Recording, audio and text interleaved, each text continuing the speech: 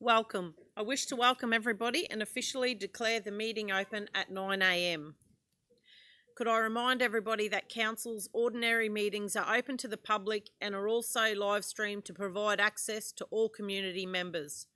Attendees in the gallery may be recorded, and this video and audio of the meeting will be available to the public on Council's website.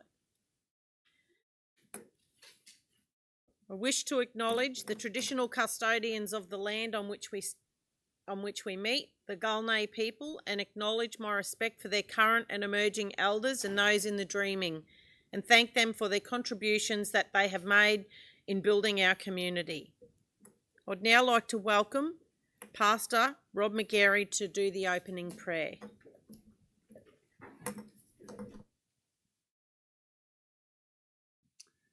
Firstly, good morning, everybody.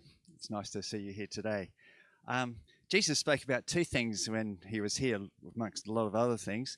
One was to turn the other cheek, and another one was to love your enemies. So much of what Jesus said, when applied with his wisdom, leads to good outcomes. We so often see in the world today how conflict escalates. One person or one country inflicts hurtful words or an offensive action, and tit-for-tat responses ramp up conflict, fights, death and destruction. And there seems to be no end. And I guess we're aware of that at the moment in some of the conflicts around the world. I'd like to give an example. We do some street chaplaincy on Friday nights. And we went up the street one night and we heard this two people talking, and one said the other person was fat. And so it ended up being tit for tat until there was a fist fight. If only someone had taken the higher ground and said, well, that's okay, you can call me fat if you want. And if it turned the other cheek, everything would have been okay. But often that leads to calling the police, and then someone's in the paddy wag and they go back to jail simply because it was tit for tat. Yet all could have been stopped if someone had just at the start decided something different than that. And as Jesus said, look, turn the other cheek. Sometimes that's the very best thing to do. May I encourage us to consider the higher way to walk, to take the long road home, as Graham Connor's song suggests.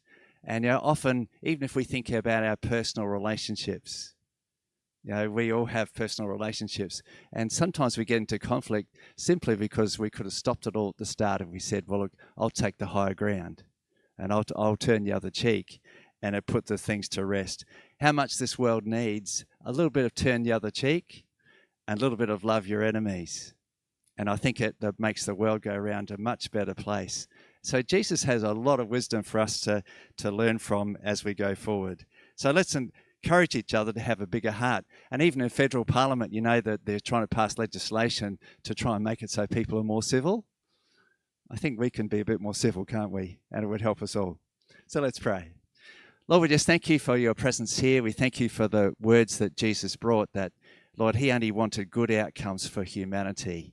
And so, Lord, we pray this morning that there be a real blessing upon this meeting, that there will be really constructive interaction. And if there's robust discussion, Lord, that there will be good outcomes. And we just thank you for this time. We thank you for the people here once again who are serving the community. And we just pray you'd bless them now in Jesus' name. Amen.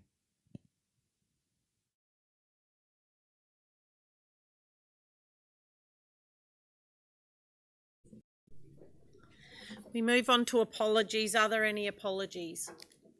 No apologies? Okay, we move on to our declaration of prescribed conflicts of interest or declarable conflicts of interest. I now invite those present to use this opportunity to make public any prescribed conflicts of interest or declarable conflicts of interest in respect of the items in the agenda. Councillors should use this opportunity to disclose and or comment on other councillors and or staff interests in accordance with the Act. Do we have any conflicts? Councillor Pervin. Yeah, through the chair. Item 6.1, I've notified yourself and the CEO that I've got a conflict of interest in this item, and I will be leaving the room. And reason being, it's in relation to a workforce accommodation, which is the same similar job that I have in the Innisfail region. Any further? No. Move on to item 1.1, minutes of the local government meeting dated 25th of July 2024.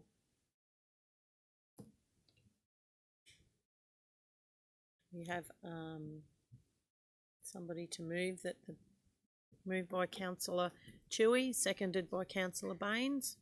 All those in favour? Carried. Thank you. Business arriving from the previous minutes. Councillor Chewy. Through the chair, sorry. Just questions for yourself and the CEO regarding item 4.1, the motion of a mayor giving direction to directors or senior executives. I just have a few questions. Some were asked by the community, so I'd just like to pass those on. I did ask last at the meeting for an example. Could you provide a clearer example of this? What would cause this situation to arise? Sure. The example that I have here is an example that it could be used, could be in the instance that the mayor is made aware that insufficient information has been supplied about an item that is in the upcoming meeting for a decision by council. The mayor could direct further information to be provided. This has ability to increase the efficiency in the decision making without creating another job for the CEO. It enables combined strength with councillors through being able to lead, manage and provide the strategic direction that the mayor and councillors are actually responsible for. And would it occur if the CEO was unavailable to give direction? Beg your pardon? Would it occur if the CEO was unable? Would you not, if the CEO was there, would you give him the direction first, or would it be if would it arise if the CEO was unavailable? Possibly, yes. Yeah, okay. Yep. And what are the consequences for the director or officer if the director felt that the direction given was misguided or ineffectual? What would be the consequences? So the consequence would depend entirely on the situation at hand, really. I mean, if the direction is not of an illegal nature, which you would hope that nobody would be giving an illegal direction, then I guess the question would be, is it a management performance issue? Is it a communication breakdown? I guess it would have to be done by merit, really. Thank you. And why did you said at the conference you attended that this was well supported by other mayors? Yes. Why do mayors as a whole in your conversation feel that this is necessary? So in the conversations that I had when I was recently in Canberra, the mayors and councillors that I actually liaised with, so it wasn't just mayors, it was councillors and other CEOs, we're in agreement that mayors and councillors are voted into office by the community, who have an expectation that mayors and councillors are responsible for council decisions and should be leading the council. It is our job to provide a strategic role in economics, social and environmental management of their local government area, and therefore should hold executive powers to do so. The mayor and councillors the added power to undertake the duties for which they are ultimately responsible and answerable to. Thank you. And obviously this has to go to the LGAQ conference. Yeah. If it were to get across, what are the next steps? I mean, I think some people think that it's going to be voted in at the LGAQ and then the next day it's all going to happen, which we know is not correct. But could either yourself or the CEO explain the process of the LGAQ conference and what happens next? So please? at the LGAQ conference, the motion is put forward, then has to get voted upon. So if it gets voted down, well, it's finished. And if it gets voted up, then it has to be taken to Parliament and then has to be considered for endorsement. Still doesn't mean that it's said and done. So okay, thank you for that. No worries. Mayor, is it worth just highlighting that even the power that the mayor currently has to give direction has to be consistent or can't be inconsistent with a resolution of council or a document that's been adopted by council? Yeah, I should have mentioned that. Thank you. I think some members of the community felt that it could just be willy-nilly, you know, I've got a pothole, I'm going to ring the mayor and the mayor's going to fix it. Because we know in times gone by, circumstances did arise where those situations happen. And Absolutely. I think people are wary when they hear that there's a misinterpretation. That's why I asked for some more clarification. Great. No, thank you. Thanks for the question. Okay, any further business arising? We shall move on to community and culture. 3.1. I'll welcome Ms. Sorbello up to present.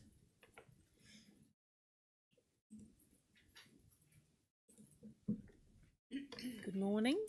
Morning. Morning, Ms. Knoll. Thank you. I'm here to present the report for the Regional Arts Development Fund and the guidelines for 2024 to 2026. So the Regional Arts Development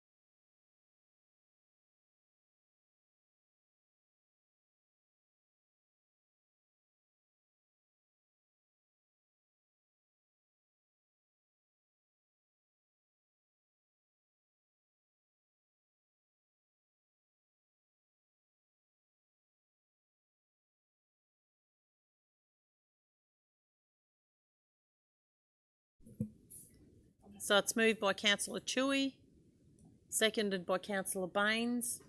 Does anybody want to talk to the motion? Thank you. Yes, well done, Ms. Sabello. And just thank our RADF committee members and just encourage community and councillors to talk to their community groups to look into the details that the RADF grant might be applicable for. We've seen some wonderful work in the past done by, you know, with the RADF grants being approved and finalised. And oh, what's wrong?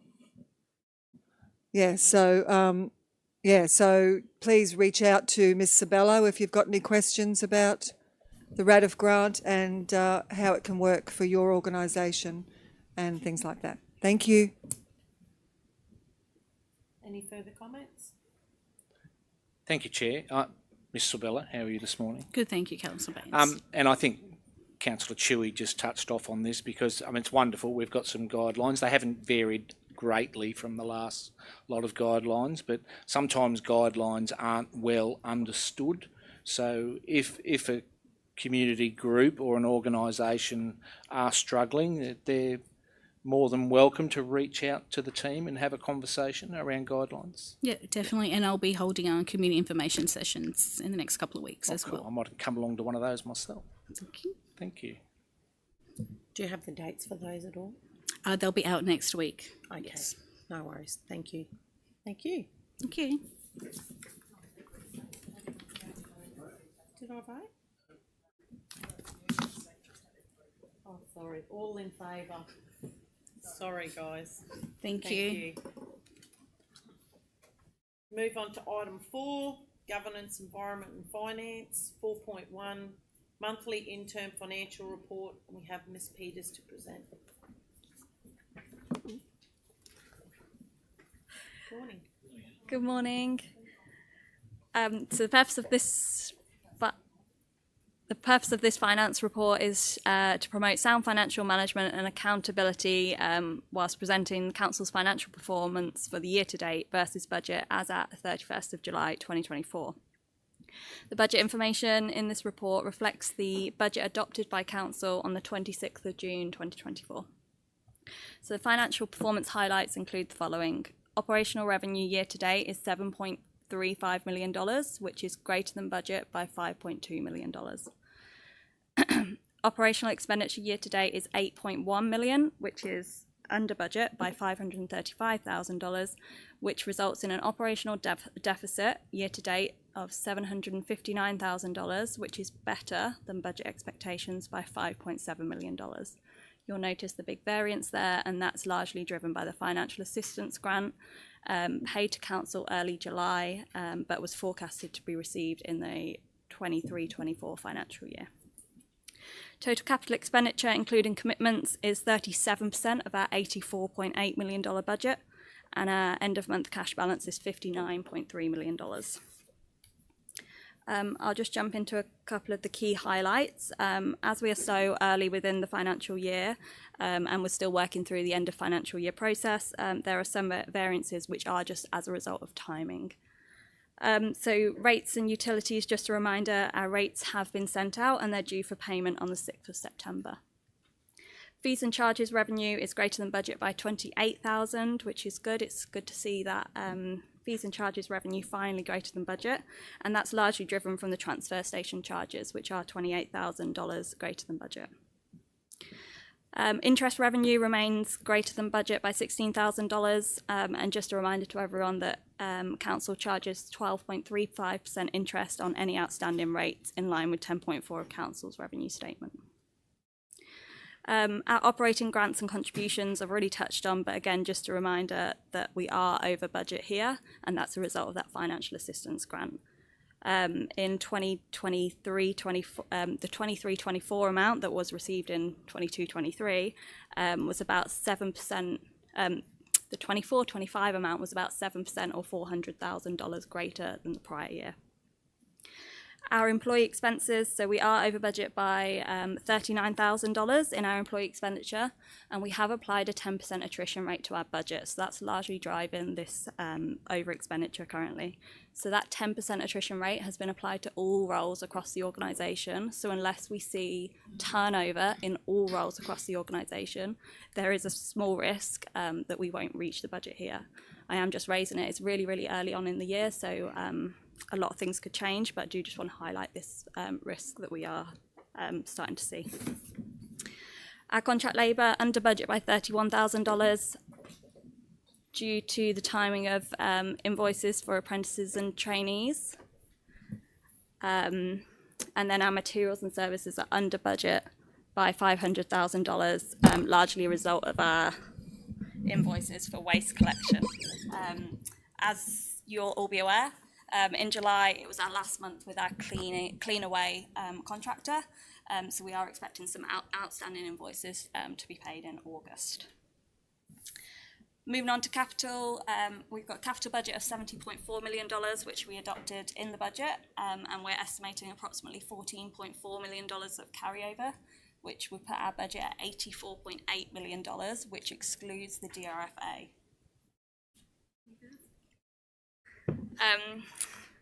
Our estimated carryovers from the adopted budget are included in the budget calculation, but they will be confirmed as part of Budget Review 1.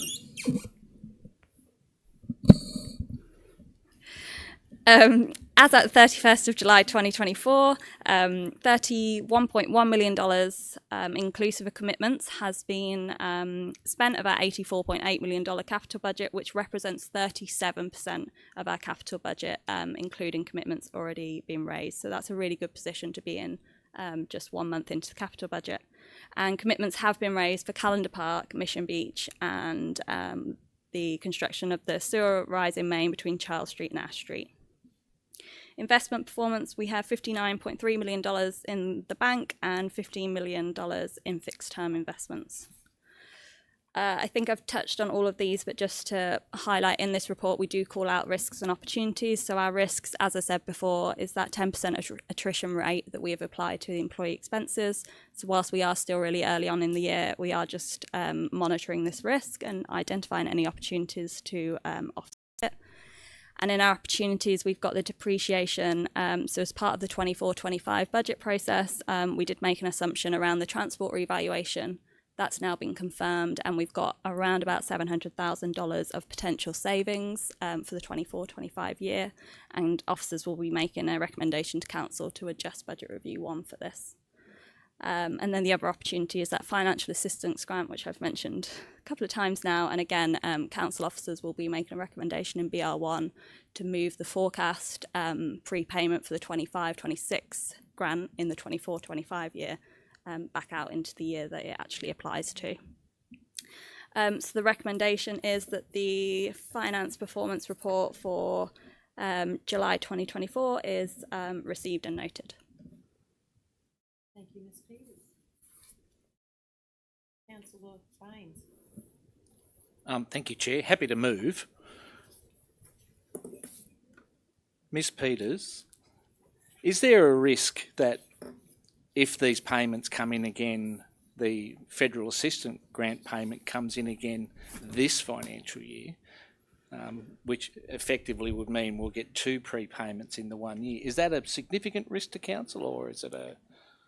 So it only really affect cash flow wise. We're fine because look, we were forecasting to receive it in June. We received it 2 days later on the 2nd of July this year. So cash flow wise, we're in a really good position. Okay. It would just be on that operating surplus ratio that we get measured on as part of the new sustainability guidelines, which would show us as having a huge surplus this financial year if that was to happen, and then would obviously affect next financial year. But at this point in time, the officer's recommendation will be to push out the next year's one, and just go off what we currently see as the way they're going to make their payments to us. Yeah, in the future, hopefully. Yeah. Thank you. I'll second that. So, I've just got a couple of things here too. So given that we've finally got the financial assistance grant, which we are very grateful for, how was it in comparison to last year's? So it's about 7% or $400,000 greater than prior years. Great to see. I do see that the team is trying hard to reach the 10% attrition rate. However, I do recall you said there were risks involved. What do those risks look like? So as I've mentioned, Mayor, we are just continuing to monitor that attrition rate, and we are seeing attrition across the business, but we are looking at opportunities to try and offset that small amount of risk we're seeing currently. It is only $39,000, but obviously that could add up over the year. And we just, if we need to make any amendments, we have those opportunities in our budget reviews to do that. I think, Mayor, probably fair to say we're not aiming for attrition rate and trying. So it's an assumption that we've made, but obviously if we don't hit the attrition that we have seen historically, it means that there is also an opportunity cost there, that we're not recruiting, that we don't have some of those recruitment costs and vacancies, but we'll continue to report throughout the year, and like all budgets, it's our best assumption that we would follow that historic trend. Very good, thank you.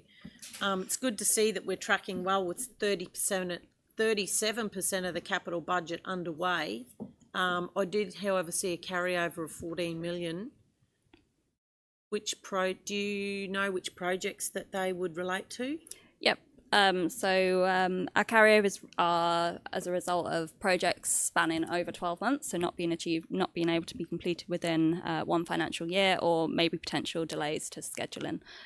So including the carryovers is Fleet and Plant, the Port Hinchinbrook STP, which we're all aware of, Hyatt Street Reservoir and Mission Beach CBD are the main ones that are driving that $14.4 million. That 14.4, I think I did say, but I will just remind everyone, it will be confirmed as part of BR1. So that's not the exact number at this point.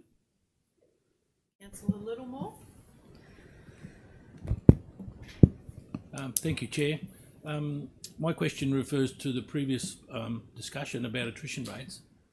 For the benefit of people who are not quite sure, so the people that are listening in at home or wherever they might be, or in the audience this morning, is it possible that the CEO could perhaps give an example of, like a simplified budget example, so that people understand what attrition means, because it might not mean a lot to a lot of people, please?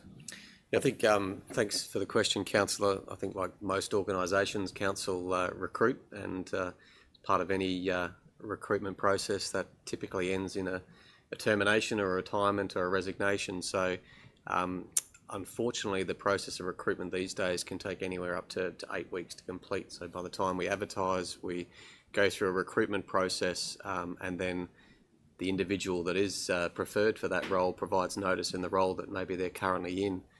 That can take anywhere from 8 to 10 weeks we're seeing at the moment. So there is typically a vacancy that's held while we go through those recruitment processes. And when you look at council's typical attrition rate, or the I guess our termination resignation rate, that the assumption that we have made is that at any given point, 10% of the workforce may be sitting in that sort of hiatus and recruitment space. So we have made that assumption to reduce the overall salary budget to take that into account. But as we've discussed today, the risk is if we don't have that and we don't meet that historic attrition, some benefits around that, but there are also some financial risks around that as well. So it is just a risk that we'll continue to monitor. I think if we looked at the 23-24 financial year, we typically saw that we were under budget in our salary and wages, but we were typically over budget in our contractor expenses, and those two offset each other. So the value that we're under budget in salary and wages was offset by the value that we were over budget in our contractor. And so I guess we are looking this year at making sure that we have accurately budgeted our contractor expenses, and we are working with officers to make sure that those contractor expenses don't go over budget, because we have taken a much more, I guess the assumption we've made around our salary and wages is much more robust this year than potentially it was last year. Thank you.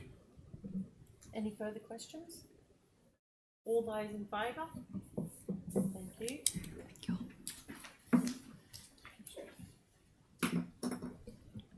Move on to 4.2, additions to the CCRC sole specialised or confidential nature services supplier list, and Mr McKeever will present.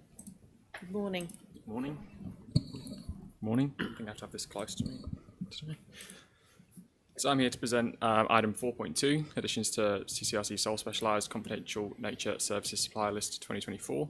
So the purpose of this report is to recommend additional suppliers to the 2024 sole specialised and confidential nature supplier list.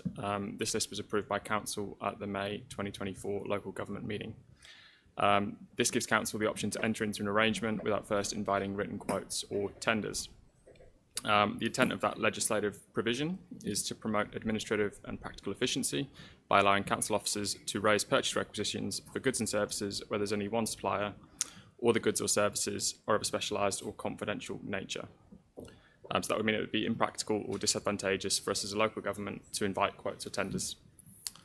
So since the adoption of the sole specialised confidential nature services list in 2024, the procurement team, through enhanced reporting, has identified a further 8 suppliers that meet these requirements. So that's why we're bringing this to you today.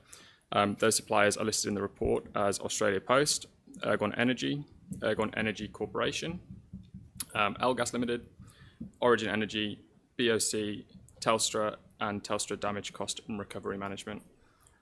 So the recommendation for this report is that Council resolve in accordance with section 235A and 235B of the Local Government Regulation 2012 that it is satisfied that the suppliers listed in attachment 1 are sole supplier and or suppliers of specialised or confidential nature services and can be added to the sole specialised or confidential nature services supply list 24.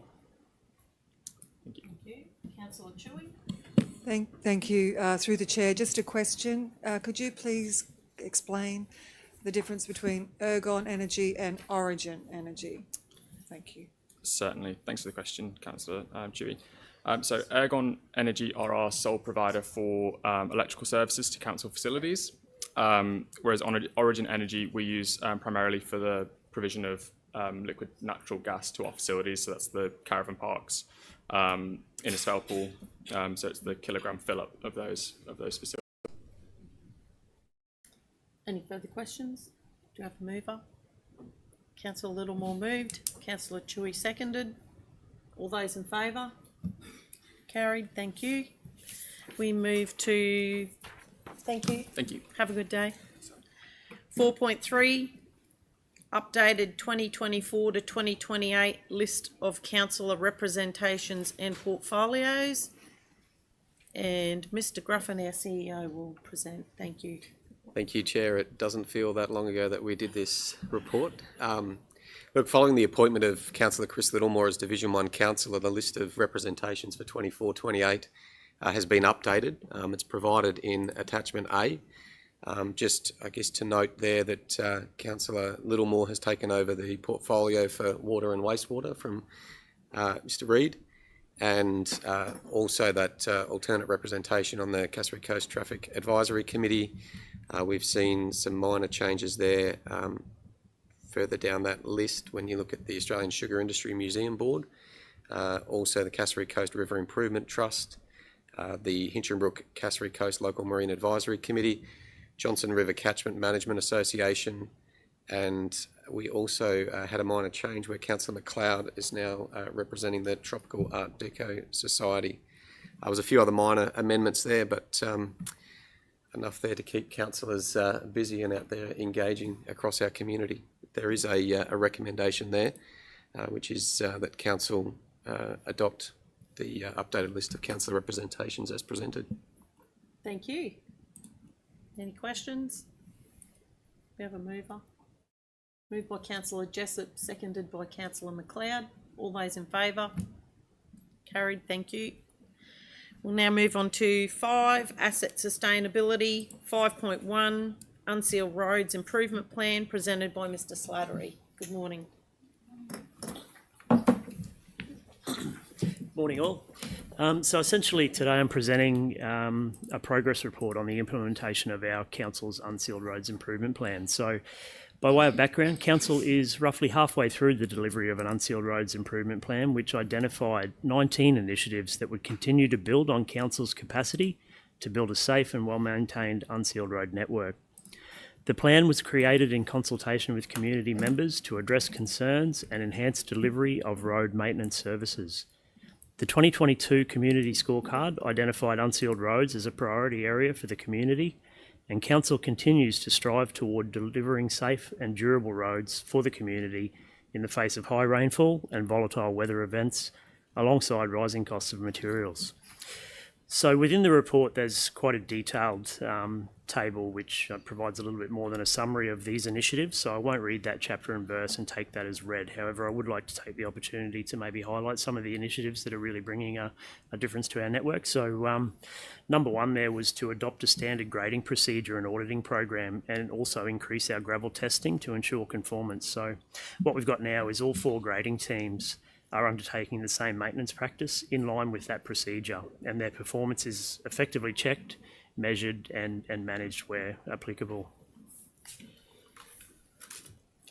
So we've got our hotspot program. It took a little while due to, I guess, weather constraints to implement this one, but essentially what it is there are short road sections that have been problematic and expensive to maintain across our network.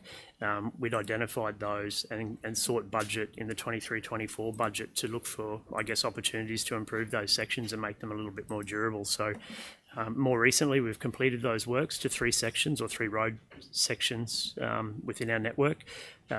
We've installed a product called Diamond Grid at, I guess, where we transfer from either sealed road areas onto unsealed roads, or where there might be rail or tram crossings, or bridges, for example. So we perform works on Garners Beach Road, Granadilla Road and New Harbour Line Road. We've purchased a water truck, a 15,000 litre water truck. The increased capacity of that truck brings about efficiencies in our operations. We've established a high priority unsealed roads defect crew. So what we've done is gone and purchased our own in-house plant, a skid steer loader, which performs emergency repairs to road sections where the balance of the road does not meet intervention. So if we don't have a grader going out to that road, we can mobilise this crew and go and do like specific patching to I guess those areas of the road where we've got some significant defects. However, the balance of the road doesn't meet intervention for grading. We've reviewed our unsealed roads gravel blend with a view to improve our wet weather performance of the unsealed roads. So we've made a small adjustment, and we've got a trial section down in the south that where we've rolled that out about 6 months ago, and it looks to be performing really, really well. So all our local quarries can provide that material. So should we adopt that going forward, it'll be easy to roll that material out. Following this report, or soon thereafter, we've developed a policy which provides criteria for the prioritisation of sealing of our unsealed roads. So you'll see that later today. If that's adopted, subsequently we can build upgrade or capital improvement plans to look at sealing potentially roads. We're undertaking a heavier grading practice. So whilst this takes longer to perform, the result lasts significantly longer. So You won't see graders out there as often as you did previously, but when they're there, they're doing a much better job, and the end product lasts a whole lot longer. We're looking at improving our vegetation management. So improved vegetation management leads to more efficient grading practices. So essentially a poisoning program that sort of leads our grading program. Difficult in the wet weather, but certainly in the drier months we had some success with that. A drainage program, whilst council always performed drainage maintenance, basically a program that prioritised works based on risk, didn't really exist. It was quite ad hoc, quite reactive. So we've got a drainage program under development currently. We're looking to undertake a review on our unsealed road section classifications. We need to get traffic data to inform us there, so we've started the collection of traffic data on our unsealed roads. And one of the ones that we haven't started yet is looking to align, I guess, the widths of our council unsealed roads with the functional classification, so the services they're providing. So there's a guide on that. Some of our roads are acknowledged as being too wide and some too narrow. So once we get that data, it'll be an ongoing program as we approach those and grade those roads, that will either pull them in a bit or widen them a bit. Just lastly, if I can take the opportunity, I guess, to acknowledge the wet weather that we've had and the challenges that we've had. So look, the recent disaster event and the subsequent wet weather season has had significant impact on our unsealed roads. Whilst the exact number is not finalised, as the submissions are evaluated by the Queensland Reconstruction Authority, it is expected, and we estimate, that $25 million of damage to our unsealed road network will be approved for reconstruction. So for comparison, our CCRC council budget for the maintenance and capital aggregate for a calendar year budget is 3.1. So we're talking $25 million of damage has been sustained to our network versus what ordinarily where we would spend 3.1 million. So I think that tells a pretty big story. Absolutely, that's huge. However, look, given the scale of the damage, it's probably not surprising that in mid-May, our measured roughness, and now we talk in safe driving speed as opposed to measured roughness, was the worst our network has been in 6 years. So subsequent maintenance practices have brought the network back to our long-term average. So when we talk safe driving speed, in May this year, or if we're coming off the back of what it was prior to the event, the average safe driving speed across our 515 kilometre network was 90 kilometres an hour. That dropped to 70 kilometres an hour. So a significant drop in safe driving speed on the back of roughness. So you're talking unsealed roads, Unsealed though, aren't you? roads, Yes. yeah. We're now back to 83, so a bit of fine weather, and I guess the opportunity to get our grading crews back out there. We've returned that back to 83. So for August, a safe driving speed of 83 is in line with our long-term averages there. Look at the back of the document here, the report, you'll see some photographs. So there's two there for the diamond grid installation on Granadilla Road. You'll see a photo of one of our operators undertaking what we're calling quality control checks on our roads post-grading. A picture of our water truck wetting down the road, aiding compaction on Mullins Road. There's a picture of the lion's share of us officers and councillors, unsealed roads team at South Davidson Road, where we've got that trial gravel blend. And then finally, we've got our unsealed roads fact sheet, which forms part of our improved constituent communication package. So the recommendation is that council notes the progress of the implementation of the unsealed roads improvement plan. Right, thank you. Councillor Chewy. Sure. Through the chair, when we talk about the width of roads, I think one of the biggest challenges, and I'm probably guilty of it myself, is people tend, if it's a dirt road, unsealed road, beg your pardon, people tend to drive down the middle of it rather than sticking to the appropriate side. So is that going to make it challenging for staff to decide the appropriate width? Because if everybody sticks to the middle of the road, which they ought not to, Yep. do you see where I'm going? I do. Look, it won't be, through the chair, Councillor Shearer, it won't be unsafe. So we're guided by the Queensland functional classifications, so we're in line with that. So we've got 6 functional classifications for our road, and for each subsequent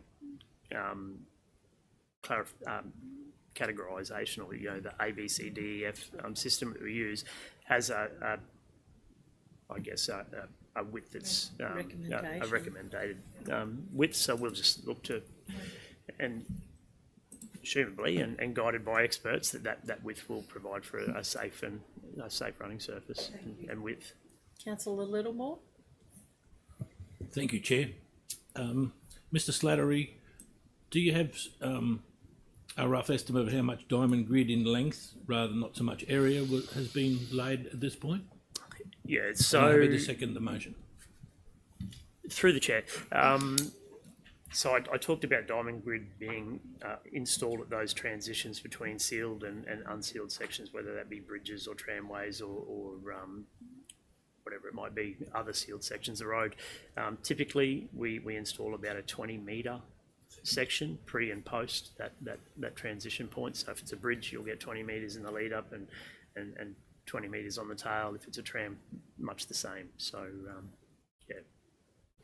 Thank you. Given the short term that the diamond grid's been in there, what do you think? What's the assessment that you've given it so far? It's performing well. So what we know, the diamond grid sits 50 millimetres below the top capping, I guess, of your road surface. So that, should it work, and it appears to be, reduce the depth of any defects in those areas. So a pothole depth, for example, should it form, will only form to the depth of 50 millimetres. Yeah. Councillor McLeod. Yeah, through the chair. I know about diamond grid. It's something that I looked at for a different project before going on council many years ago. It is used on mine sites, so it's tough enough to handle big mining trucks. So I was impressed when this was, and I was, because one of those roads are in my division. So it is going to be very interesting to see how that goes with that particular road, because it is a big issue on that bridge on New Harbour Line Road. And another thing for you guys is kudos, because you guys have sourced this from a local company. So the money is staying locally in our town. So thank you so much for that. And let's see how that pans out. Councillor Baines. Thank you, Chair, for your indulgence. Look, it's probably a follow-up from all three of the comments around the table at this stage. Understand that the road widths vary with classification, etc. But it's probably a comment or something that we can try and encourage the community into the usage of these roads once we build them, because you get a beautifully, nice wide road, and they still concentrate in the centre. One, you're taking away the apex of the road, and two, there's no compaction, or the grass is growing in on the edges. So it's something I'd really like to encourage our users within the Cassowary Coast to consider that. We're putting in these beautiful roads, drive them as a two-lane road, because it's what they're designed for, and hopefully that will help us with our future maintenance. I know there's roads in my division specifically where they agree between the residents themselves, drive it as a two-lane road. That's what it's there for. And probably a question around the diamond grid, and I commend the team. This is a really innovative practice and stuff that's been being discussed over the years, and great that it's coming from a local contractor. The diamond grid would not be appropriate in some areas that might be in high grades or that sort of idea, or we're not really settled on that yet? Yeah, don't actually know. All the installs to date have been on relatively flat grade. We can be provided on that. Thank you. Just to further from that, Councillor Baines, people have actually used them in their driveways up the hills at the back of near the back of the Johnson River Crocodile Farm. They've actually used them in there, and they've held up for quite a few years very well, and they're quite steep, those driveways. So, yeah. Thanks for the advice, Councillor. Councillor Jessup.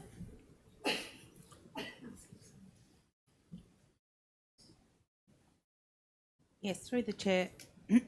I'd just like to commend our team. And the community should be proud that you're not just fixing the potholes, but you're aiding to the sustainability of our roads and testing new products like the diamond grid. I'm completely in awe that we're able to bring this to our system here in the Cassowary Coast. So well done. Thank you. I'll pass that on to the team. Councillor Pervin? Yeah, thanks, Chair. Yeah, just Councillor Baines took mine. But with the diamond grid, I just got a question there. So does it change the way we're going to be, I know it's early on, but in relation to how it's going to be graded, like I know it sits so much, but example of like, is it going to be more resheets in that area because you've got less dirt to play with on top in reality? I know that's not the whole, you want to try and minimise the risk of actually even going back to the road. I know that's the whole point of it.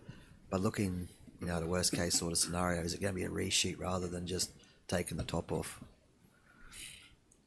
I think through the chair, it's fair to say that the sections that we are using the diamond grid are short sections where it is hard to get that to the grader into and get that compaction in anyway. So a grader would stop before you hit, and these are interacting with bridges and other hard infrastructure. So it is probably an area that typically we wouldn't have a grader running straight over the top of with a roller coming behind it. It would have to be a bit more of a manual process. But yeah, like was discussed, they're 20-metre sections where we typically struggle to get compaction in, and it's reducing that issue where you come off a bridge and hit a decent pothole or over a grid.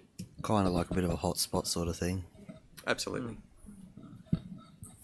Sorry, through the chair. With the diamond grid too, they're very short little sections that hold the dirt inside of them. So even if the diamond grid does become exposed, the team will then know that they just need to go and put another layer on top. So that it is quite strong. And I mean, I'm a bit of a lover of this product, to tell you the honest truth. But Is there a conflict of we interest can tell. declared? We can tell. I do love this product, I can tell you. But yeah, it actually traps the dirt inside those little tiny diamonds in those big, yeah. So anyway. Thanks. So given this is one of the highest priorities as stated in the community scorecard, as we know, Still.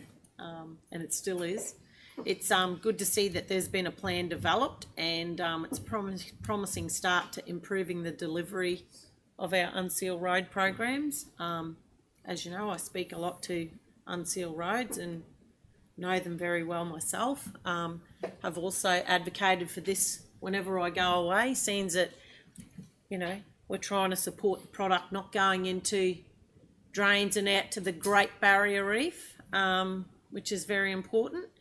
So how often will we receive an update on this type of report? Look, I'm happy to be guided on that. This is the halfway point, so it was a 3-year rollout plan. This is the halfway mark. I will assume that I will provide another update at the end. If there's a desire to touch base sooner, then more happy to report to council within that next 18-month period. I suppose it's just good to have updates to see, you know, how the diamond grid's holding up. Have we got any other new practices that we might be looking into engaging? But yeah, thanks. It's pretty impressive. So anyway, on that note, Through the chair, just for clarity as well, I guess a lot of words and a lot of technical work that goes into this report, but I think the main challenge we have out there is community members.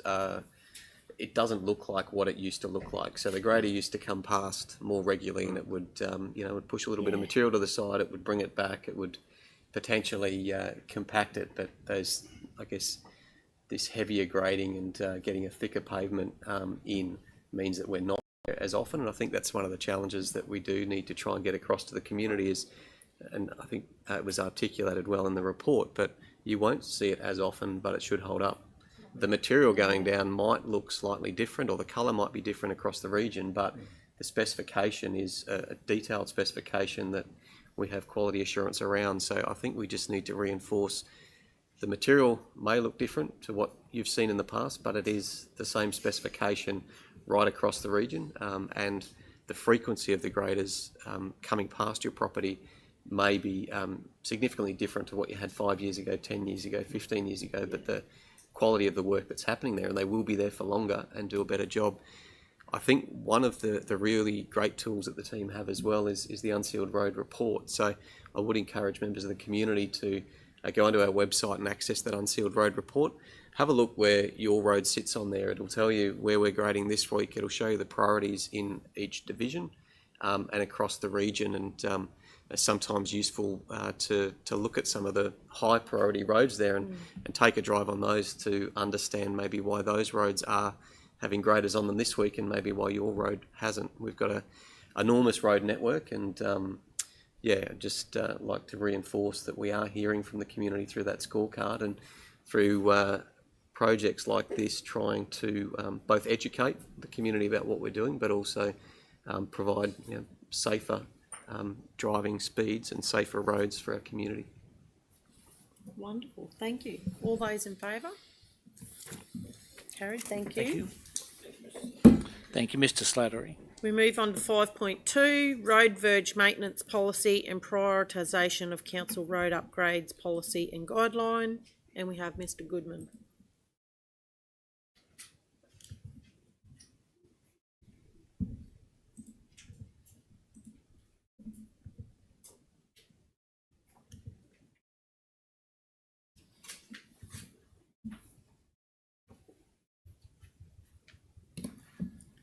Morning. Morning, Mayor. Morning, councillors. Mr. Goodman.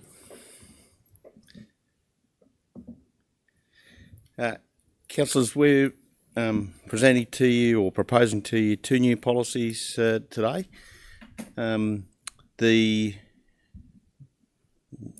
guess if we start from the why of why we're presenting these two new policies, the first, the verge maintenance policy, is covered in Initiative 43 of the current operational plan, and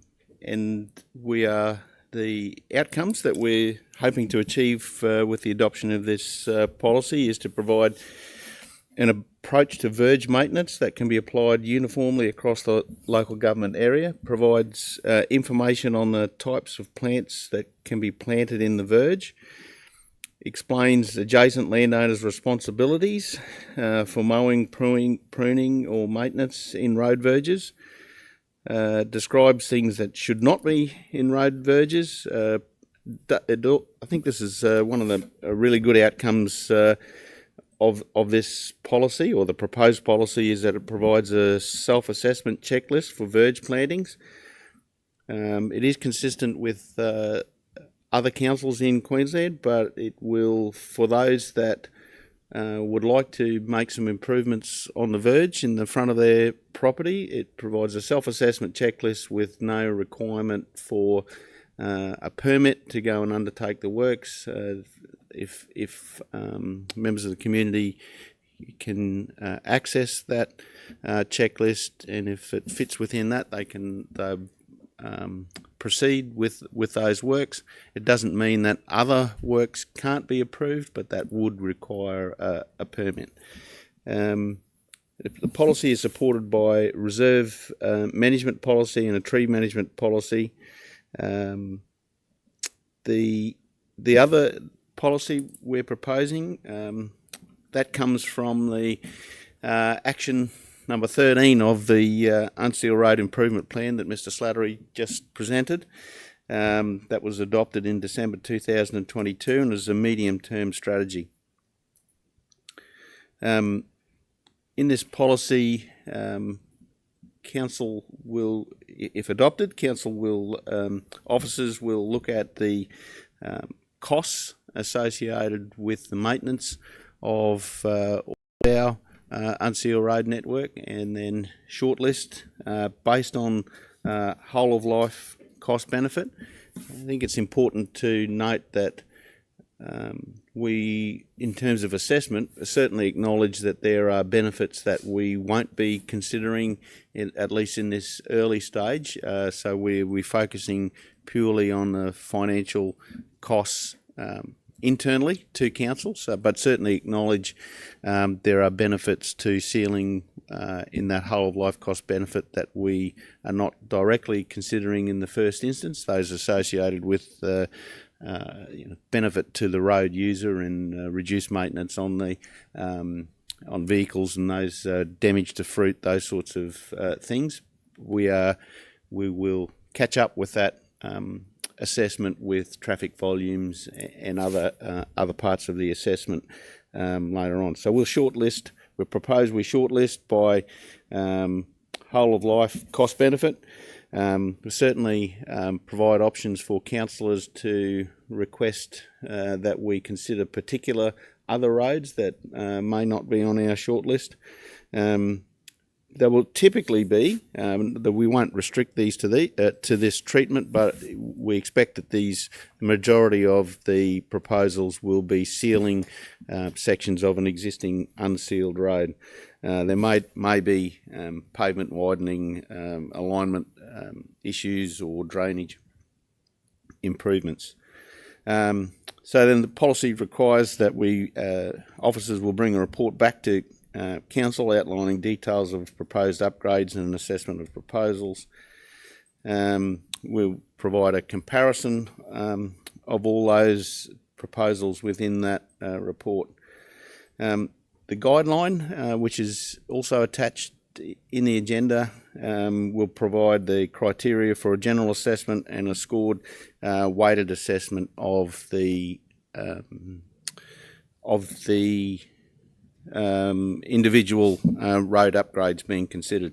Of course, the final decision on which ranking and which roads would be upgraded would rest with council. There is currently $750,000 in the current financial year capital budget for this type of works. Beyond that, council officers are starting to work on a transport asset management plan, and we'll be working with councillors to understand what sort of funding you would like to consider over the next 10 years, and we can then build in an ideal situation on the back of this policy, a 10-year program for unsealed road upgrades. Councillors, the recommendation is that you adopt the following policies: the road verge maintenance policy and the prioritisation of council road upgrades policy and guideline. Through the chair, sorry, there was just one issue that I did want to touch on, that in providing uniform verge maintenance across the region, that will mean some service levels will change across the region. But just want council to know that the maintenance team are committed to making sure that we'll communicate any of those changes to the community before we undertake those changes. So things won't change. If council adopts this policy, things won't change tomorrow, but we'll make sure we communicate any of those changes to the community before implementing them. Councillor Baines. Thank you, Chair. Mr Goodman, two great policies. I think this consistency in the verge policy is something that is essential and needs to come across, and everyone will be treated fairly. I'm going to have to go out and get myself a pruner for some of the vegetation on my verge as well, so get that sorted out. I really wanted to make a comment on the prioritisation of the upgrades. The team's consideration around the environmental impacts, and thank you, Chair, for the segue, because the Cassowary Coast is the beating heart of the wet tropics and the birthplace of the Great Barrier Reef Marine Park. And we're also a very proud Reef Guardian Council. So taking some of these considerations in mind when we're looking at these prioritisations, I think is essential. We've already spoken today about some of the treatments that can be used to help us with that sort of runoff. I wanted to congratulate the team on the Blackman Road job, and some of the funding that was provided to that came out of the Reef Guardian Council's funding package under our Reef Guardian Council's action plan, and that was an extraordinary result. And I think these sorts of innovative approaches and these sorts of quantifiable data we can start giving back to government will encourage further investment, and we may end up with more of these projects that it's not solely coming out of ratepayers' pockets. Where Cassowary Coast is already leading in this space, we punch above our weight. So congratulations on the policy.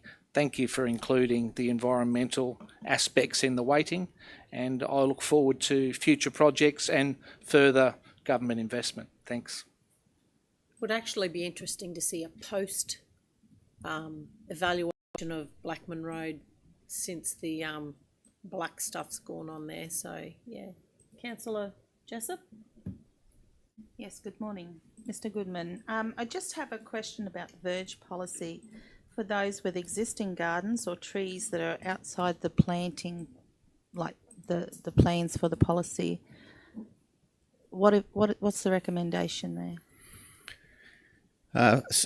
So yeah, we certainly are aware that there are plantings on verges which are not consistent with this policy, and what this policy will provide us with is where it's important officers identify an issue there, we'll be able to take that policy to those landholders and demonstrate where it's inconsistent with that policy. It certainly doesn't mean that we have chainsaws and stump grinders at the ready to go and for one, we don't have the budget, and it doesn't necessarily mean that if it's not 100% consistent with this policy, that we think that it's it does need to be removed. So each one of those case by case basis, certainly for we would be communicating with the landholders, the adjacent landholders. If we do identify any issues and have a conversation from there about where we would proceed. Certainly not everybody who has let's call it a non-conforming verge planting would even be responsible for that. We know properties change hands, so we're certainly not going to go out and just start removing plantings on verges and then sending people bills. That's not what the intent is. But I guess what it does do is provide if council adopts this today, that does provide clear guidance in the future where there was ambiguity in the past. There is not now, and so people should absolutely be complying with the self-assessment tool, or if not, applying for a permit for undertaking works on the verge. Councillor Chewy. Thank you, Chair.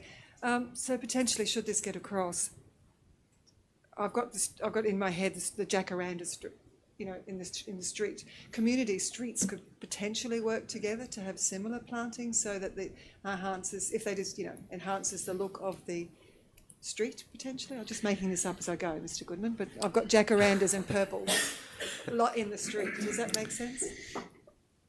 The answer, through the chair, the answer is yes, and we certainly don't want to.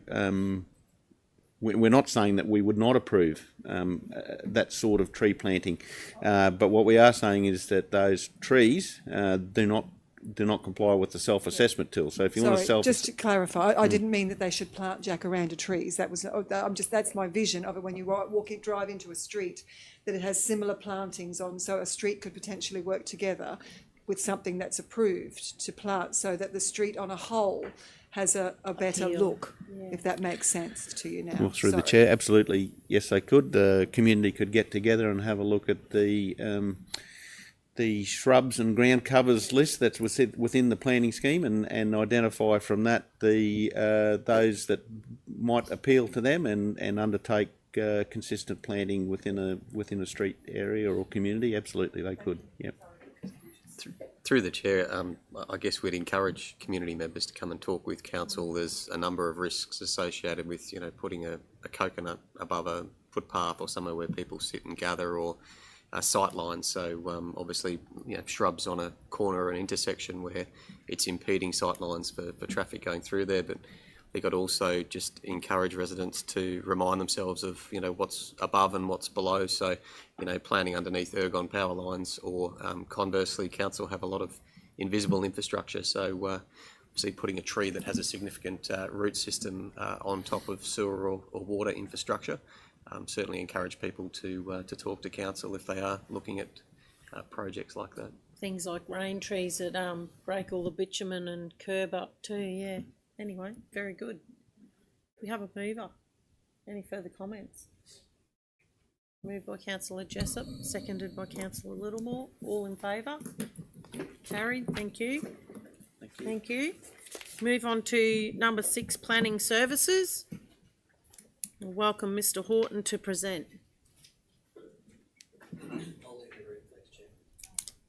Thanks, Councillor Purvin.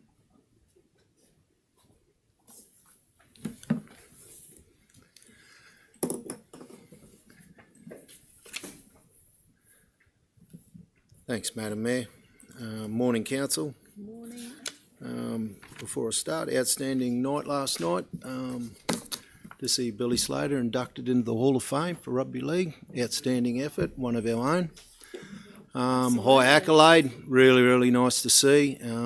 From a development point of view as well for my team, I'd just like to pass on the condolences to Neville Smith's family. A businessman in Innisfail for a long term, owned Dynamic Timbers, now his son runs. There's not too many houses within the district that don't have a piece of timber or a truss roof or anything from Dynamic Timbers, so condolences to his family. Council 6.1, MCU 2413, material change of use to non-resident workforce accommodation, as per the State Development Assessment Provisions amendment regulations that come through, which was a change to those definitions. Situated at Lot 301 SP 196739, situated 28 to 38 Charles Street, Innisfail. As Council be fully aware, in November 2023, we approved a material change of use for a short-term accommodation for the conversion of that existing Marina Villanova Retirement Centre, which sits there. There's 72 beds, 36 rooms within that facility, office component and so forth. At that time, it was touted for accommodation as a hotel, motel.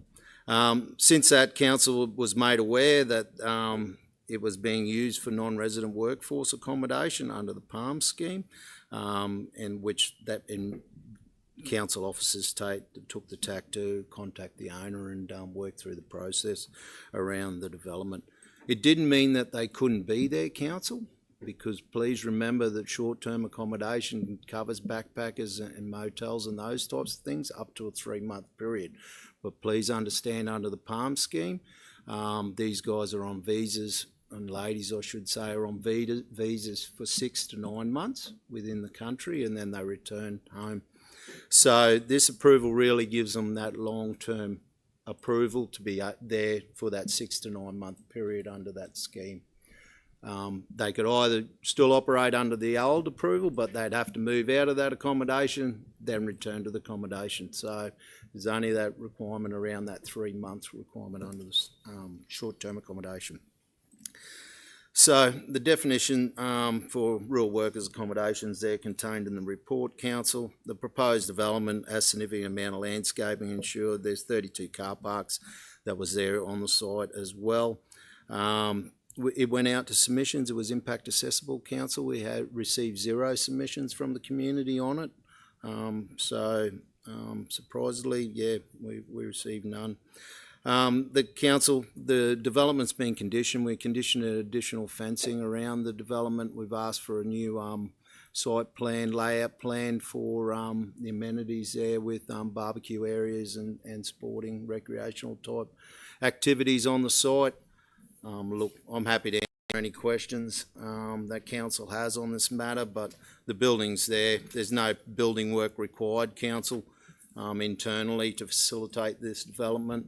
So, yeah, happy to answer any questions. Councillor Chewy. Thank you. Through the chair, you mentioned earlier, Mr. Horton, that they didn't quite comply. Were there any consequences for that? I mean, did the people leave after the 3 months and no? Through the chair, we just worked with the owner to get the retrospective application in the door. It's like anything.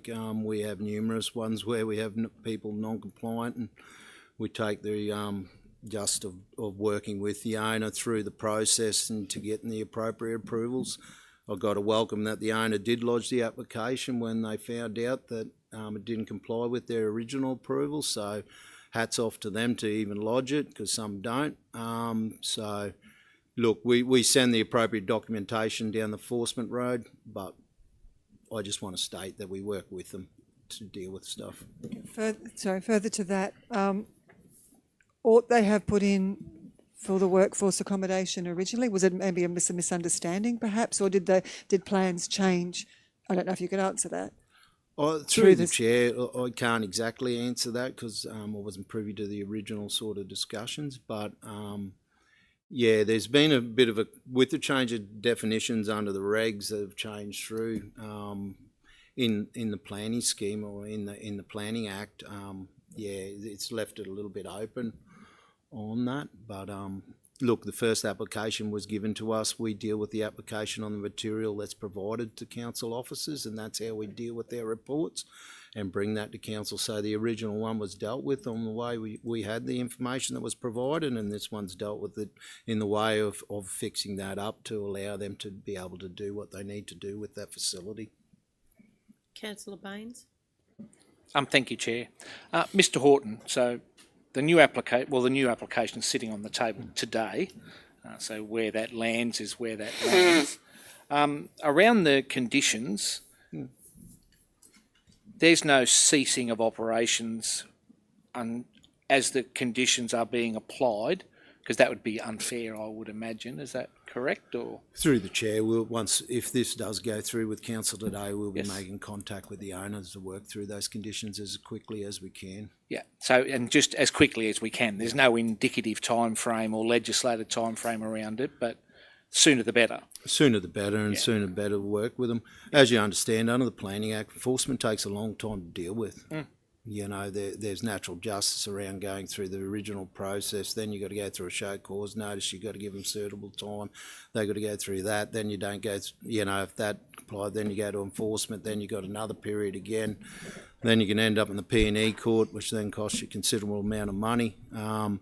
So for us, it's better just getting into it, talking with the owners, getting the conditions met, getting that tick off and final, and working forward.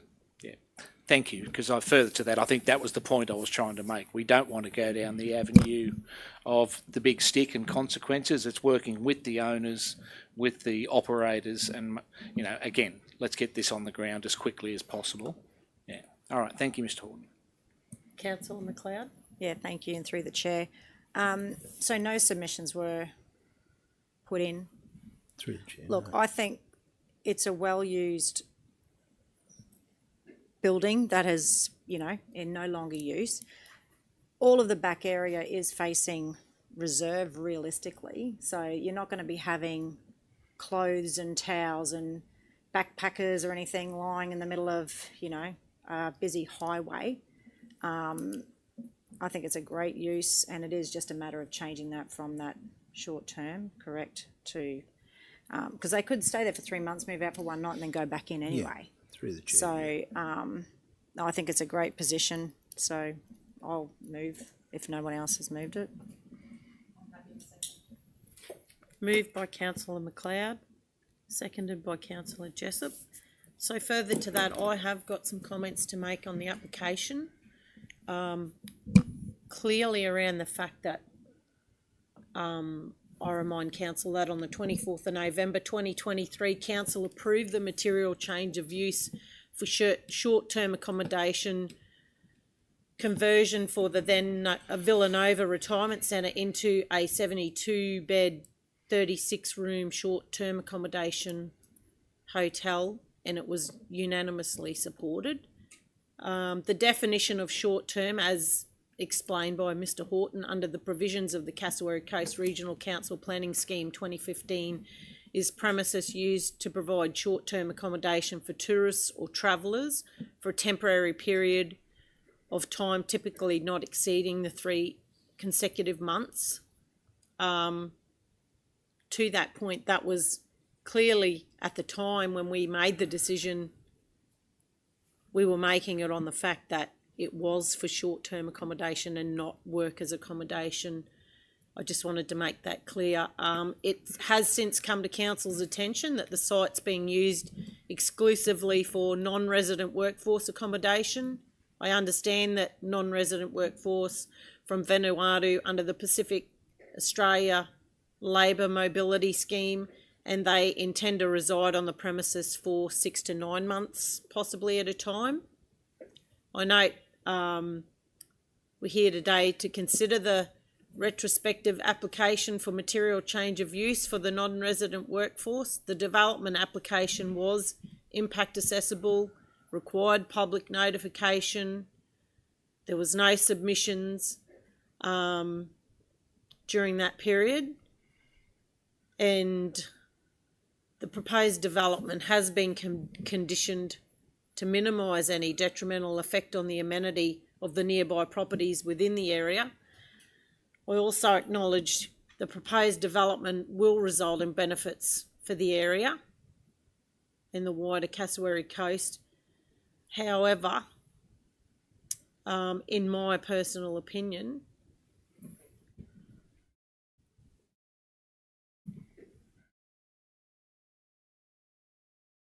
I think that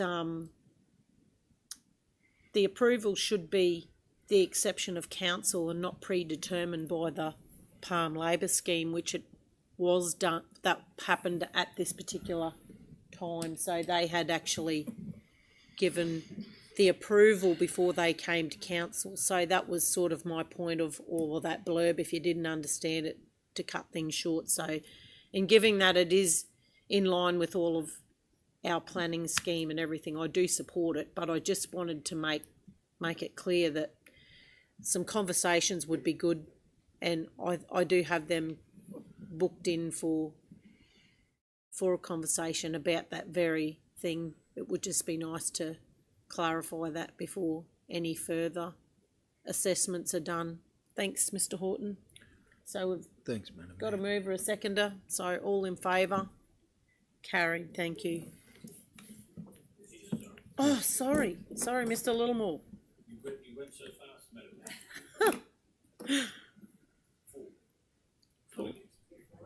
Four. All good. Just Councillor Pervin's just going to get returned to the room for item 6.2.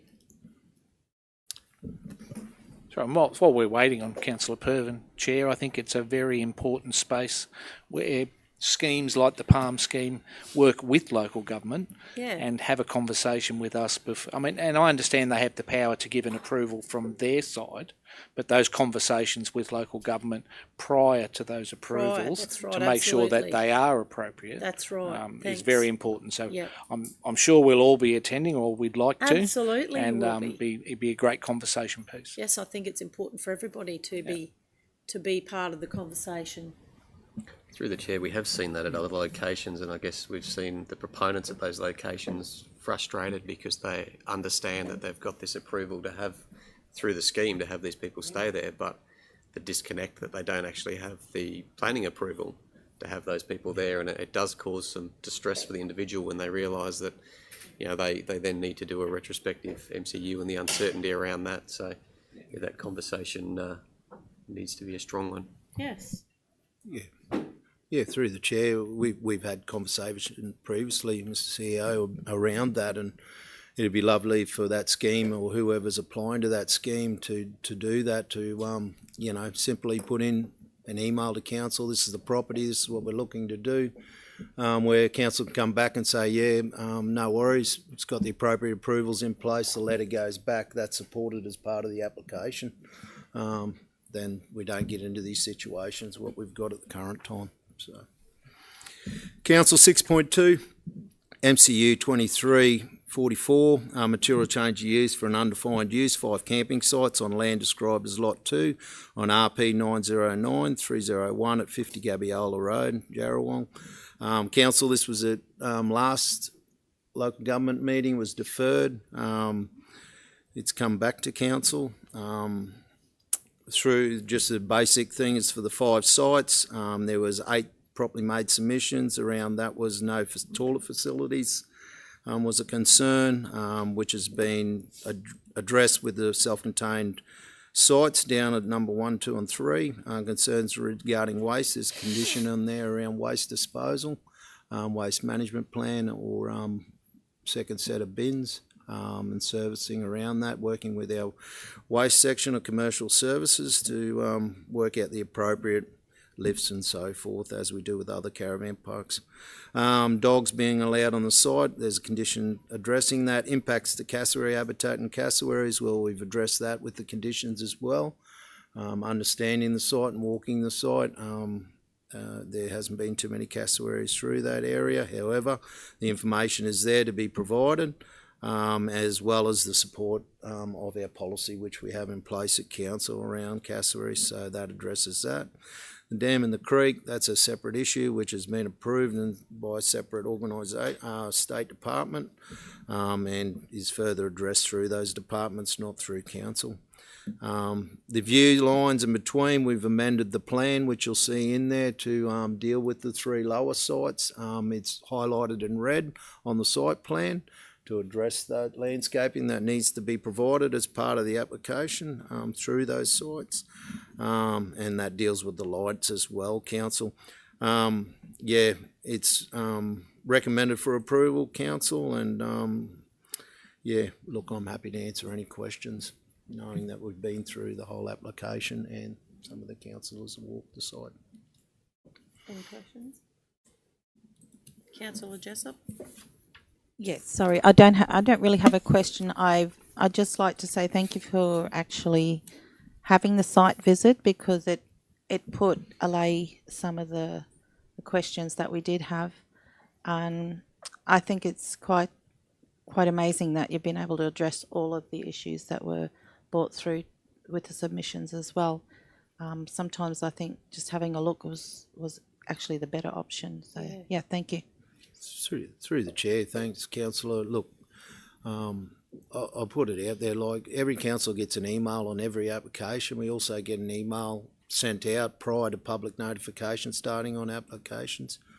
Please look, we're here, council sections here. If you want to go out to site, or you want to have a walk or a look or talk prior to going into those aspects later in the application of interest within your division or in the whole of the region, I'm happy to organise a meeting and take you out there. There's no problems with that, as long as, you know, we comply with the policies that are in place. But always happy to do that or talk through it. My office is always open here in Tully or in Innisfail. I'm always around. My phone number's there. Give me a bell and have a chat. Happy to do it. So yeah, further to that, I also wanted to thank you for the opportunity to actually go out there and see it in the flesh, because it was much clearer to assess the concerns that were at hand. I was very impressed at the level of detail that yourself and the planning team have gone to on this application, as well as the lengths that the actual applicant had gone to. Doesn't really tell in an email. I was very impressed, have no concerns with the proposed changes, and actually see this as a very smart alternate use of somebody's land, which can only benefit our area, I feel, over the long term. So yeah, thanks again for that, and I'll move the motion. Sorry, Councillor Littlemore. Madam Mayor, I'm happy to second the motion, and I'd also like to make a comment if I could, please. Yeah, sure. Councillors, you may remember that I was actually at the last council meeting before it, where you passed the resolution that I might become a councillor, and I did hear your concerns.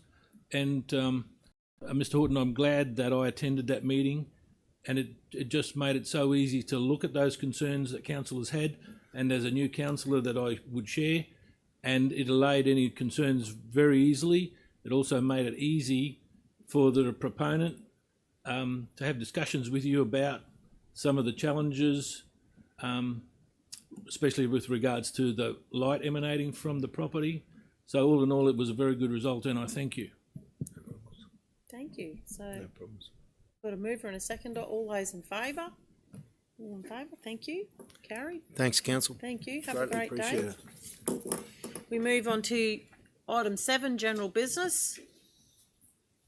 Councillor Chewy. Sorry. Well, I do like to say a few words. Just firstly, I'd just like to thank everybody who attended the Red Rose Rally last weekend in Innisfail. That's to raise awareness of family and domestic violence. And it was, I think Councillor Baines will support me on that. It was a great turnout.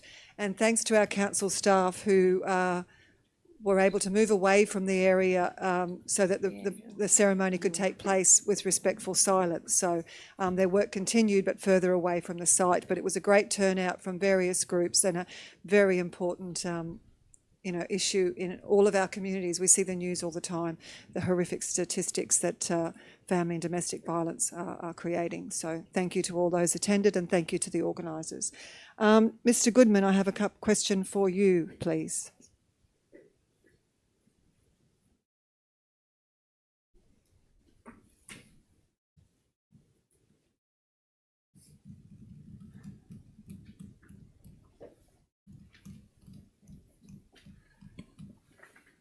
Thank you. Mr Goodman, I've been asked by several members of the community for an update on the footpath situation at the big Cassowary. I understand obviously weather impacts all the outdoor work that we do, but I think the businesses would be very grateful to know when it might be finished and hope that it's in the near future. Thank you for your question, Councillor Chewy.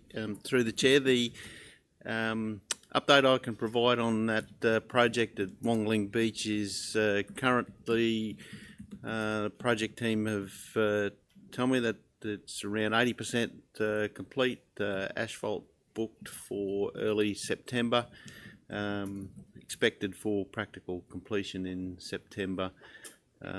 The budget is it's looking to just go over budget. Current estimate is at around 15% exceeding the budget, and that is associated with a reasonable amount of rework that's had to be done through the life of that project, associated with the weather that's impacted on that project. Thank you for that. And also, I mean, it's great that that path is going in. It's a busy place. I've also questioned, and we have raised it before, there's the missing link, as I referred to it, along Banfield. There's a walk path along Banfield that connects to where the Barley High Caravan Park is to a proper path. Do we have any news on when we might be able to work or start work or consider working on that, adjoining that footpath to join all the pieces together? Thank you. Again, through the chair, Councillor, that particular section is not included in this year's capital budget. It is fairly high in our regional priorities for improvement, and subject to council's endorsement, council officers will be recommending it to be included in next year's capital budget. Thank you. That's all. I just have a... While you're there, I've got one for you. So I had a couple of queries about the Tully Caravan Park and the roadways, but I do believe that there is some money in the budget that will allow council to do some upgrades. Can you confirm that at all? Through the chair,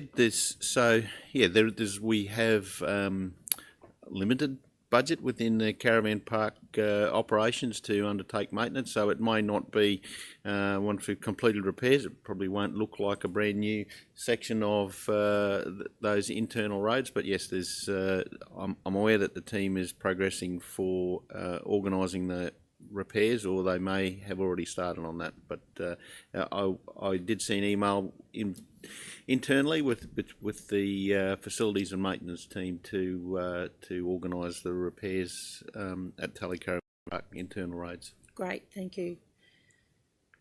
Council has applied for further funding to assist Port Hinchinbrook Sewerage Plant Gap. Could you give us an update on that at all? Yeah, look. We'll keep Mr. Goodman here. Through the chair, those that aren't aware, council has gone through a normalisation process down in Port Hinchinbrook. It was a private development. Through that process, Council has engaged Haslam Constructions to deliver a new sewage treatment plant down there, which will have a capacity of 500 EP, which is equivalent persons, so enough to cover the current Port Hinchinbrook development. As has previously been the case with Mission Beach and even Innisfail, the properties and the connections that benefit from these upgrades and these new schemes are typically those that do attract the charge. So that project is progressing well, and I think cost to date about $13.5 million in that contract. So Council has had to draw down on a QTC loan for $7 million. Obviously, the costs associated with the sewage charge typically take into account operating costs, depreciation, and any costs. Obviously, the interest around that loan become part of those operating costs. So it has seen a sewage charge, and we don't have a consistent sewage charge across the region. We have an individual charge that represents the cost to run the schemes in Innisfail and Tully, but it is significantly higher in Port Hinchinbrook, just due to the small number of connections that we have on that scheme. So Council has put in a local government grants subsidy program application for the $7 million, which was the shortfall in the funding that Council had received for the project from the state and federal government. We will hear something about that application likely in September, but that may require some further detail in September, and the program guidelines indicate that funding may not be announced until May 2025. So Council is seeking that $7 million. Effectively, the plant is ready to be commissioned in the next couple of months, which is a bit unusual for an LGGSP application, where the guidelines typically state that expenditure that's already been undertaken isn't eligible. But we have been conversing with the member for Hinchinbrook and also with Minister Scanlon around the opportunity there. Conversely, Council's put a second priority application through that LGGSP funding.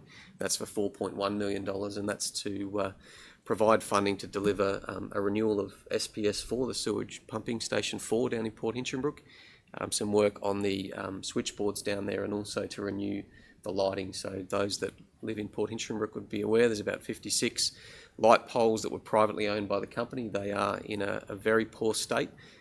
But that funding is to remove the dilapidated light poles, to put new lighting into the development, which would be to the standard that Ergon would take on that infrastructure, and Council would then just pay a tariff to keep the lights on in the precinct. So that's a $4.1 million application, but Council have put that as a second priority behind the initial $7 million.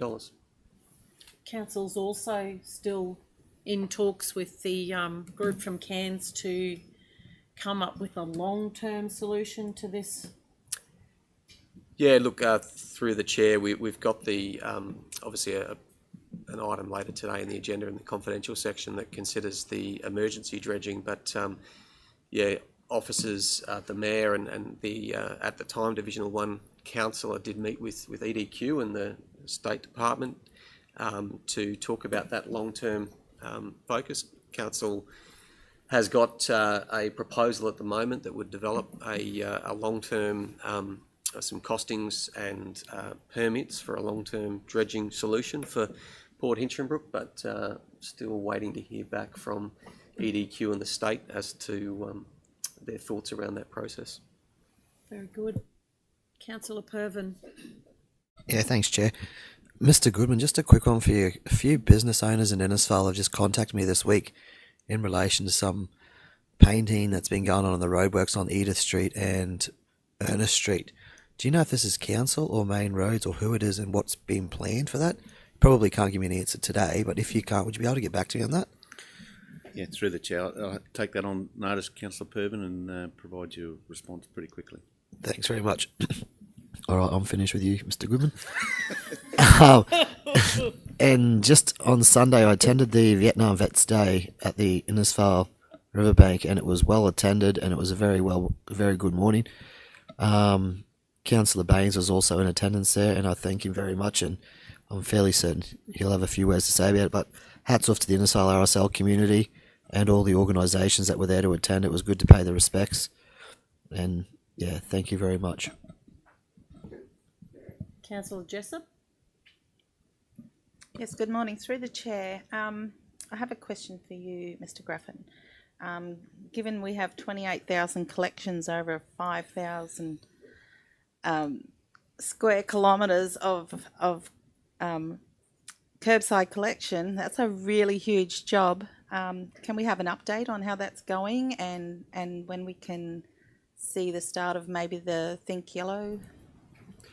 Absolutely. Look, thank goodness we only do it every 8 years is probably the best thing to say. Look, it's a significant contract for council, and that transition from Cleanaway to JJ Richards is into its third week. I think to put in context, like you've stated, we've got 28,000 bins per week in a recycling week, or what will be a Think Yellow recycling week. The miss rate's about 40 per day, or has been about 40 per day in the first few weeks. So putting that in context, we have had successful collection of 99.997% of the collections to date. So really pleasing this week to see that. I think yesterday we had 13 missed collections. One of the benefits with JJ Richards is their trucks have got a significant amount of technology in there, and what we found is a number of the missed services have been and often related to community members being used to the normal time that Cleanaway came. I think we had a complaint that the JJ's trucks are too quiet, so whether we need to install a Mr. Whippy style noise that comes with the trucks as they come down the street. But they're green trucks, they have low emissions, they are very quiet as they come down the street. The policy is to have your receptacles out on the curb prior to 6 a.m. They will get into a routine, and I know community members will probably get into that routine as well and understand when they come, but that has been the main challenge we've had, is people used to having their bin out before they drive to work at 8:30 in the morning, and the trucks come past at 6:15.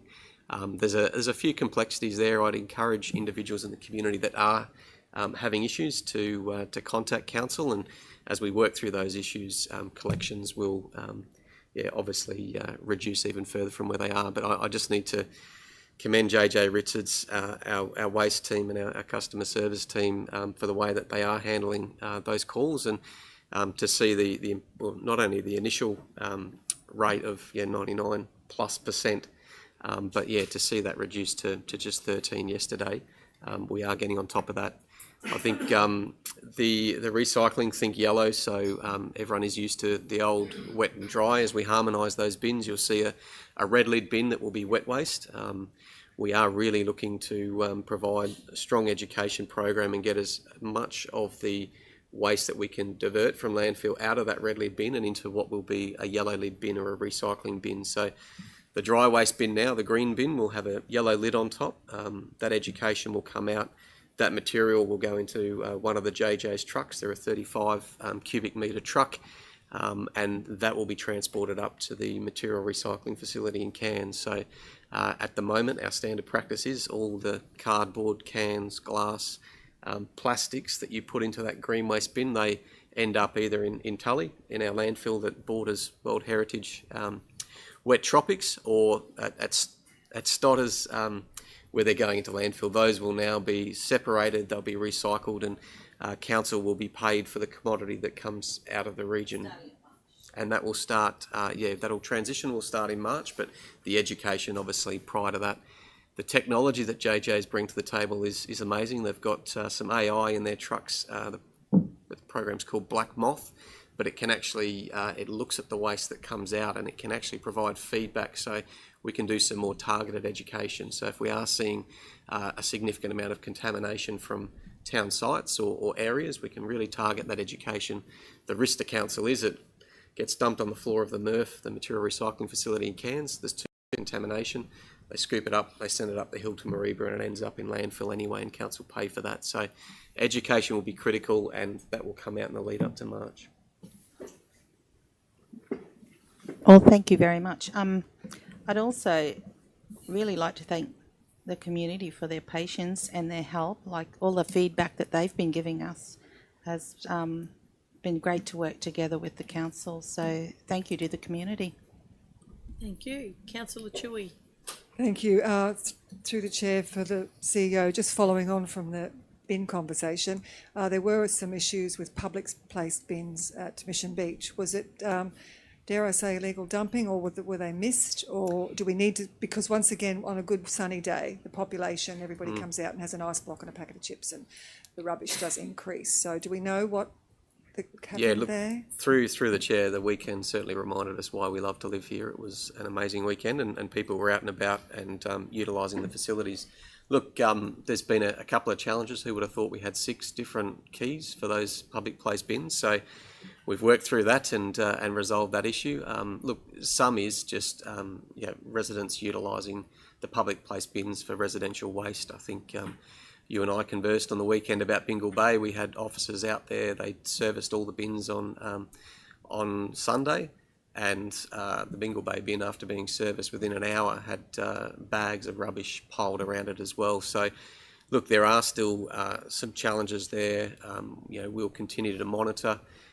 We have got technology in our bins now that allows us to monitor that and optimise our servicing. So, locations like that and sunny days where we have got greater visitation to some of our open space, we'll certainly keep adjusting that. But encourage people to utilise the public place bins for the purpose that they're there for, and that's for people that are utilising those. If you're stopping by the public place bin every morning to drop off your waste because you don't have a waste service or you don't have space in your bin, contact council. We can organise a waste service for you. We can organise additional collections for you.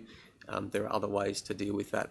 Having bags beside a bin with potentially birds, rodents, vermin going through them isn't where we want to be. Thank you. And also there are some caravan parks that will take your fish frames, as we talked about last time, that you can take, rather than dumping them in the bin, they can they monitored and recorded through the fisheries department. So just a second question, Mr. CEO. We're doing our beach cleanup, which is sometimes controversial.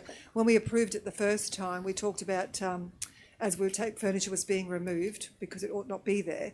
There was some discussion about where potentially we might replace furniture ourselves. Has that progressed in any way, shape or form?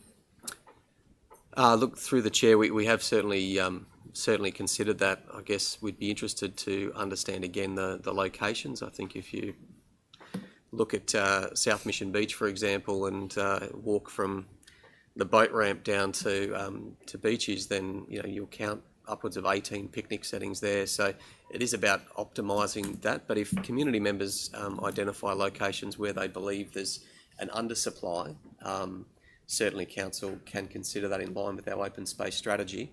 Conversely, council does have a policy around donations of memorial benches. So if there's individuals that have a special connection to a certain location, they can certainly use that policy and put an application through that will be assessed by our team to install a bench there at cost and have a plaque installed on that bench as well. And following on from that, the furniture that we then will install is all going to be the same as is there currently? Yes. Absolutely. It won't be plastic chairs from Bunnings and dilapidated wooden tables that we do see on the beaches. Some people have commented that it's cold and not inviting, but obviously it's practical. So through the chair, certainly we try and select a material palette that is robust. We've got a unique climate, and if they were timber, we would have a significant amount of maintenance, shorter whole of life on that material as well. And we would probably get the argument that the timber stays damp after the rain we get, and the aluminium, it doesn't get as hot when the sun's out. It dries quickly when the rain stops, and to this point provides the best whole of life cost for council. No further questions, no further comments. I have, so going back to the rubbish bins, so the red bin will stay as it is, and the currently the larger bin with that has a green top at the moment will go to the yellow top bin, which will then become the recycling bin. Is that right? Yeah, through the chair. That's the harmonised process across the country. Yeah, the red top identifies general waste.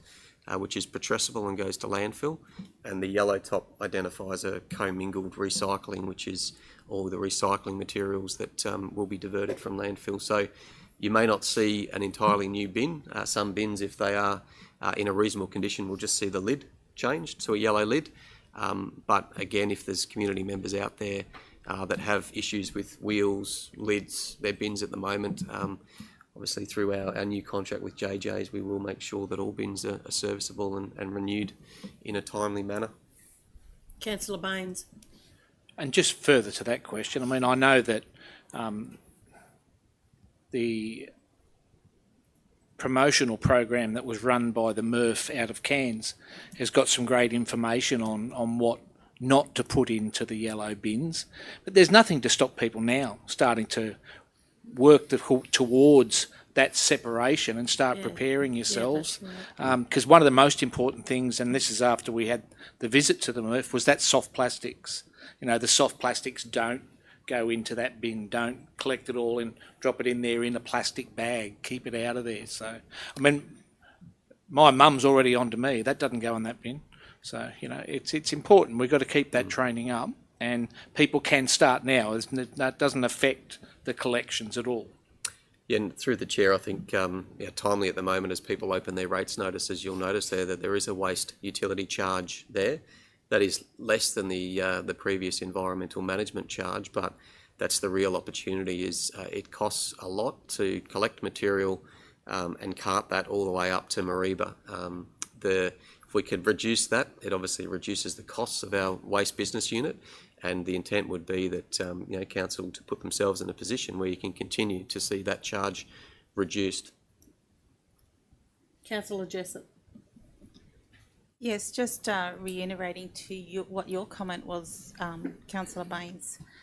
I've already started doing the sorting with the recycling myself, and what I have noticed is that the smaller wet waste bin is now a lot less, and I'm getting benefit out of that because I can fit more in that bin if I need it, but it's actually less, and it's giving us time to get used to it and knowing what goes in there. Now, I think I'm going to be bringing out shortly some little snippets on what can and can't go into that waste bin as well, into the recycling bin. So keep an eye out for that. Through the chair, there is also the ability through the contract to provide 360 litre yellow lid bins. So we really look forward to the day, like you're saying, that people become so good at separating that they're saying, I need a bigger yellow lid commingled recycling bin because I'm filling it up every fortnight.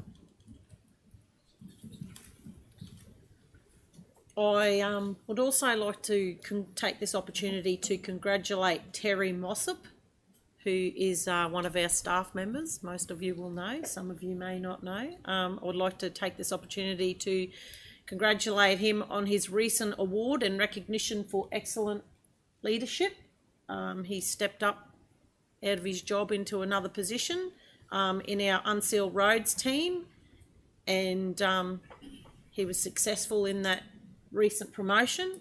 And here I think this is an example of what we talk about, growing our own, and it's a classic example of it. So well done to Terry. Sorry. Is there any further general business? No? Well, we'll move the meeting now into the closed session in accordance with section 254J13G in relation to commercial matters. Moved by Councillor Baines, seconded by Councillor Chewy. All in favour? Carried. Thank you.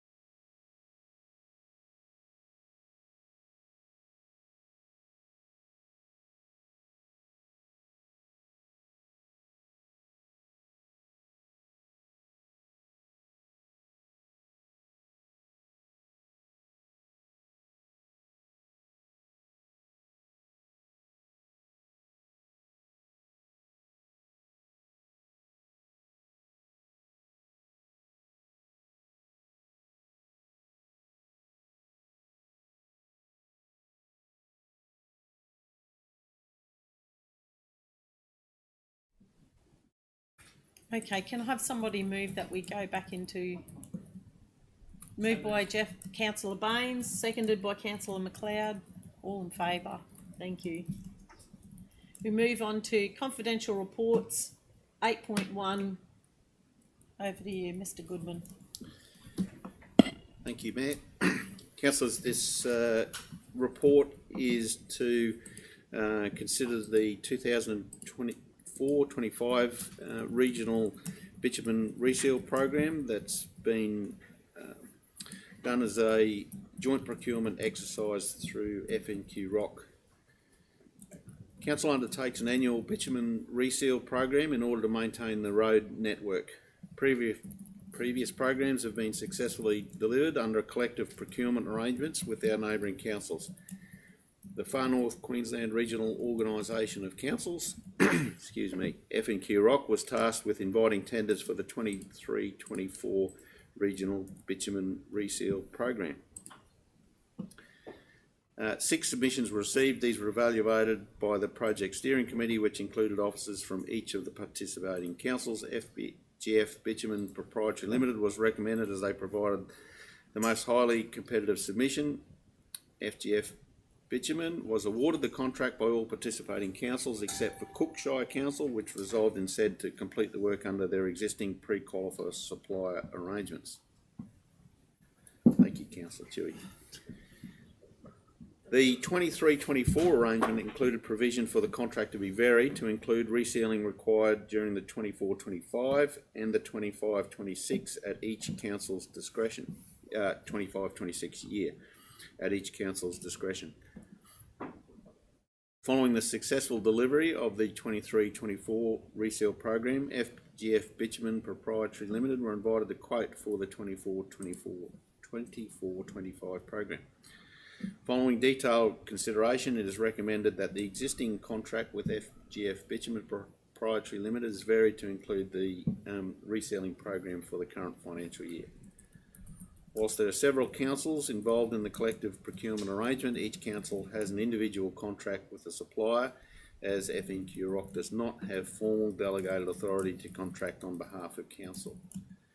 If I just go off script slightly here in terms of what this contract delivers, it is the resealing, which is the respraying of bitumen onto an existing bitumen road, and there is every year we have some concern raised by council about from the community on why we are spraying bitumen on a road which looks in reasonably good condition already. And I guess I explained that in terms of this is best practice preventative maintenance, just the same as we don't wait for our car to be knocking before we take it in to get a service. The same, ideally, that you don't wait for the paint to be completely bare on your house before you repaint your house. This is good preventative maintenance and best practice, and if we do that regularly across our network, it will significantly reduce the need for complete renewal of our bitumen sealed roads.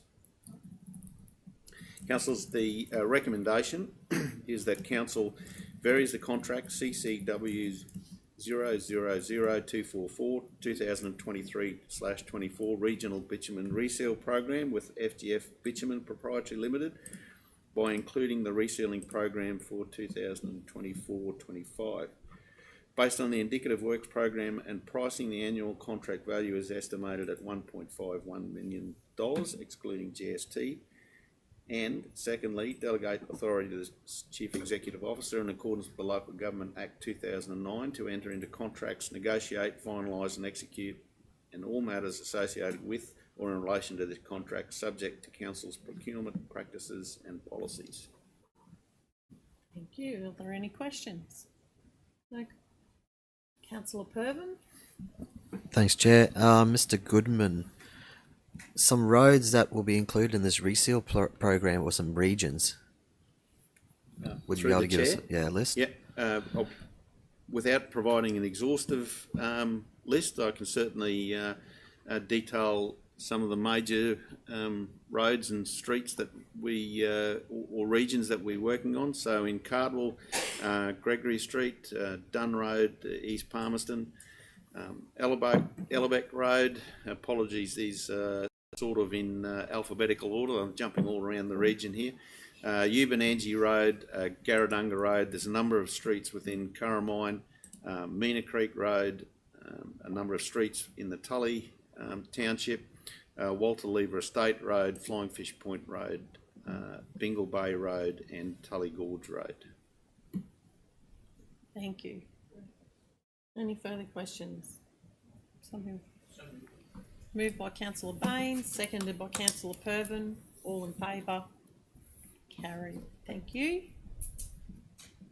I do believe you're also presenting the next 8.2. Thank you, Mayor. Councillors, this report is, purpose of this report is Council to consider the submitted tenders for CCW 00222 dredging less than 1,000 tonne in 1 Mile Creek, Port Hingebrook. There's a significant history to this project, but I'll give an abridged version in this summary. In early February 2024, Council submitted a variation request for the Community Developments Grant Program to enable limited dredging program of 999 tonnes to be completed within the original 1.5 million CDG grant, which was between Council and the Federal Government. At the time for submitting the grant variation, Council also commenced a request for tender process for the provision of dredging less than 1,000 tonne on 1 Mile Creek, Port Hingebrook. Tender was released in May 2024 and the tender evaluation and recommendation report finalised in late June.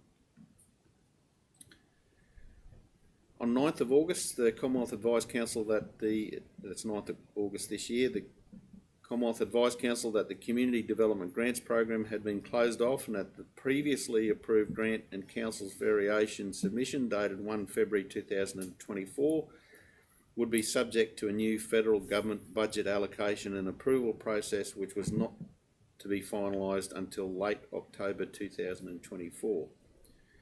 Due to the uncertainty surrounding the funding for the dredging project, Council is now seeking to finalise the current tender process and makes the following recommendations. 1.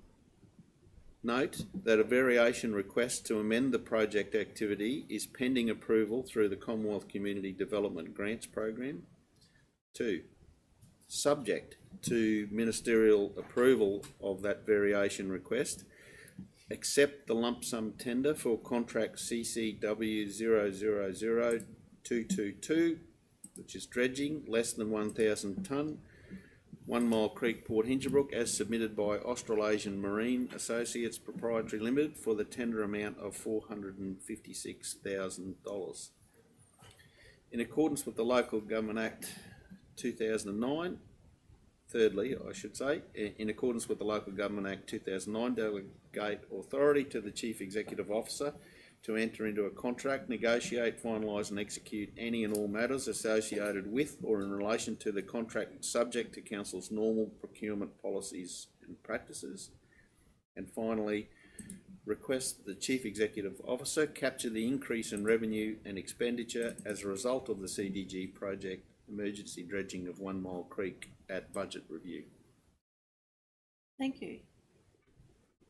I just wanted to put it out there that, you know, Council hasn't laid dormant on this. We've poked the bear on many occasions to try and aggravate this and have this signed off much earlier than we're still waiting, but we haven't been successful on that, so hence why we are here today again.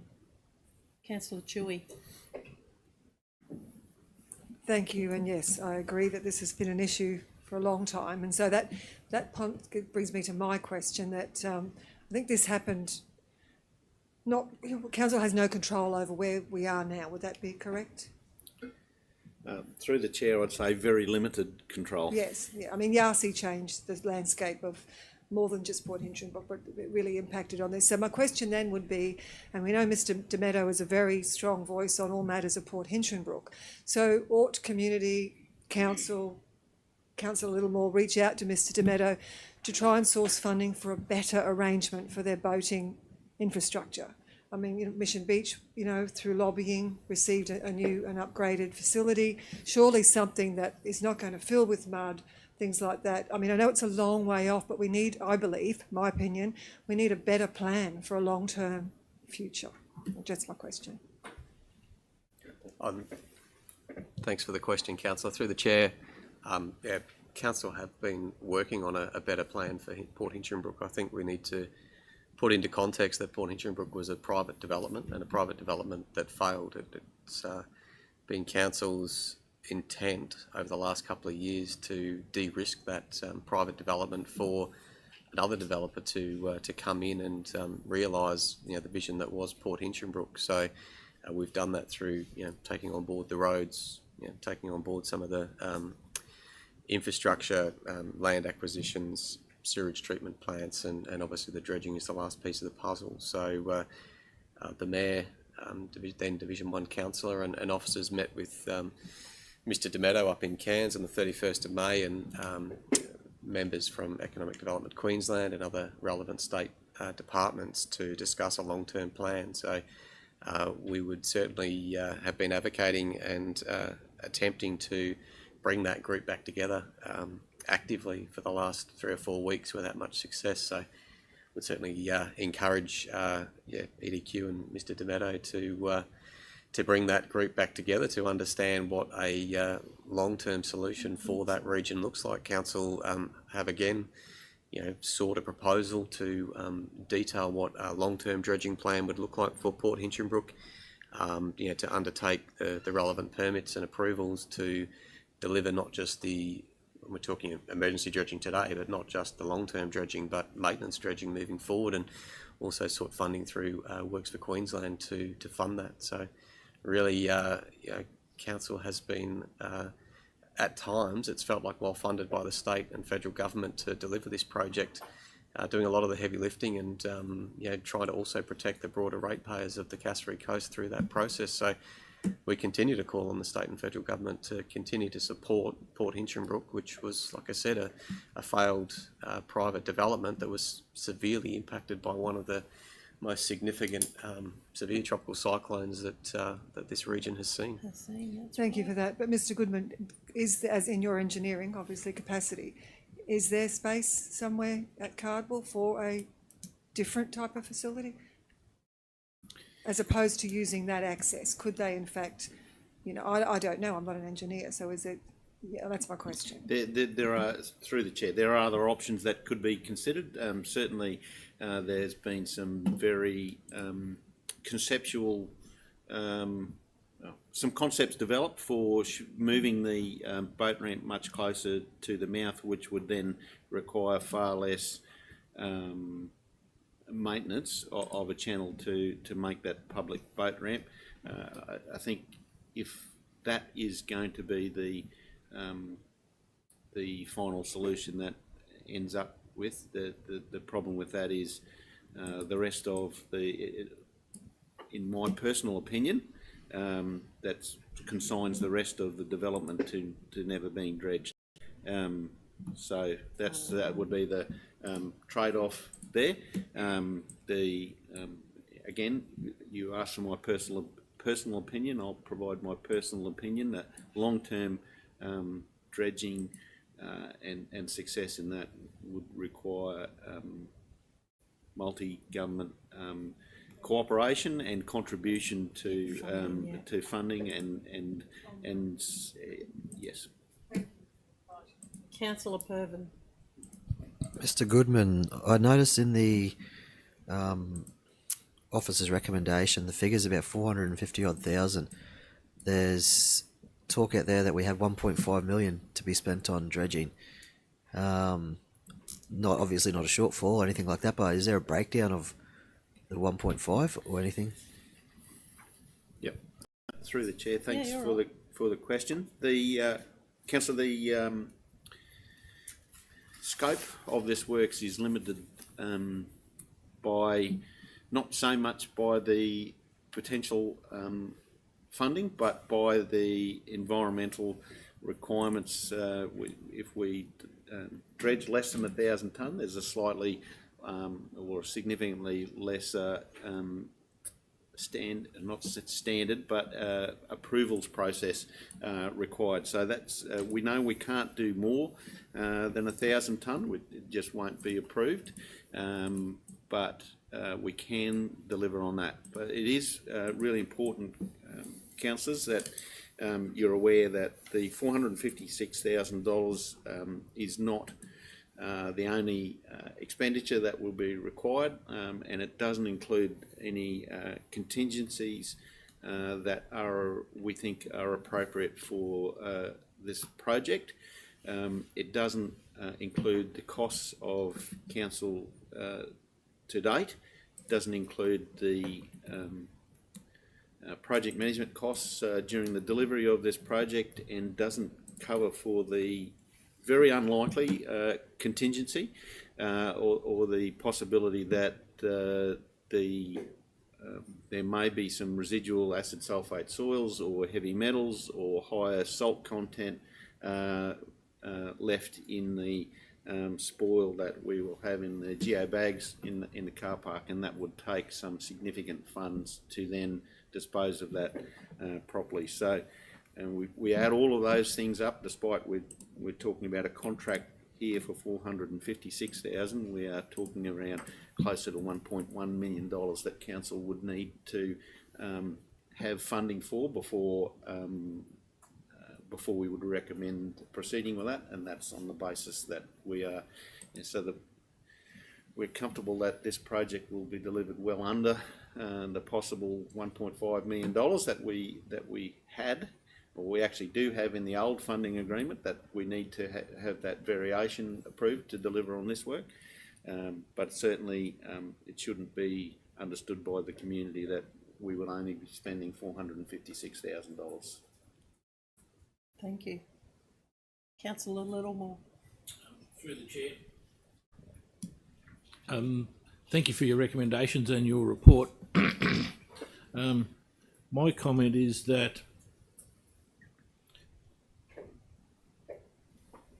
I would have moved an amendment to this motion with regard to proceeding immediately.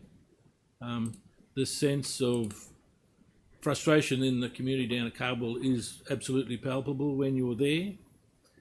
However, I'm not going to move that resolution on the basis that there is a large amount of risk associated with this deed of variation that we've applied for. And while I absolutely have tried to understand that risk and talk and try and see a way to mitigate that risk, I don't think this council is in a position to actually proceed. And so I'd like to move the recommendation as it is, Madam Chair. Thank you. Move my... Seconded by... Sorry? Through you, Chair, just to add to Councillor Littlemore's comment, officers have been meeting regularly with the relevant Commonwealth officers, so the Assistant Secretary for the Regional Programs Branch, and had further advice just as recently as yesterday that there has been a request for the movement of funds into the CDG program that's gone to the Minister of Finance. That could be undertaken out of session, but there's no clarity around that. But the formal process for that would be as part of the October review. So anticipating the request is in now, it would be great to see that, and this recommendation that has been moved would allow us to then, under delegation, award this contract. But we may have to wait and see the outcome of the October review that the Commonwealth undertake. But we are in constant conversation with the relevant department, and I think it's an outcome of the CDG program being a grant funding program of the previous government, and one that has been wound down with the current government. Thank you. So that was moved by Councillor Littlemore, seconded by Councillor Baines. All those in favour? Carried. Thank you. We now move on to item 8.3. Hand over to Mr. Chugg. Thank you. Good afternoon. The purpose of this report is for Council to consider submitted tenders for Tropical Cyclone Jasper Disaster Recovery Funding Arrangements, or DRFA, construction works. Cyclone Jasper crossed the Queensland coast as a Category 2 system on 13th of December 2023. CCRC have been activated for this event for a range of disaster assistance through the joint State and Commonwealth DRFA to address the immediate and long-term impacts. DRFA is a cost-sharing arrangement between the Commonwealth and the states and territories. In Queensland, this program is managed on a whole-of-government basis by the Queensland Reconstruction Authority, the QRA. A request for tender was released to market on 11th of July for tendering on 10 works packages. The request for tender closed on 2nd of August with 15 responses received. Not all tenderers had priced all packages. We had between 7 and 10 conforming tenders received and evaluated for each package, so a strong response. The project scope overall across the 10 packages includes work across approximately 2,500 damaged sites across the road network and requires an estimated gravel supply of 140,000 cubic metres, or about 300,000 tonnes of gravel. So the recommendations are that Council, 1, subject to the QRA assessment, accept the following tenders for Tropical Cyclone Jasper DRFA construction works. Zones 1, 2, 3 and 4, Durac Civil Proprietary Limited, for the forecast amount of $14,929,000. Zone 6 and 7, Cheshire Contractors Proprietary Limited, for the forecast amount of $5,674,000. Zones 8 and 9, Nissi NQ Proprietary Limited, trading as IMEC, for the forecast amount of $3,377,000. Zone 7B, MJC Civil Proprietary Limited, for the forecast amount of $2,347,000. And Zone 5, Rylesy Enterprises Proprietary Limited, trading as CCUS, for the forecast amount of $1,207,000. 2, recommendation 2, in accordance with the Local Government Act 2009, delegate authority to the CEO to negotiate, finalise and execute any and all matters associated with or in relation to the schedule of rates contracts, subject to Council's normal procurement policies and practices. 3, amend budget at Budget Review 1 in October 2024 to capture the increase in revenue and expenditure as a result of the DRFA arrangement. And recommendation 4, thank the state and federal governments for the funding provided to this project.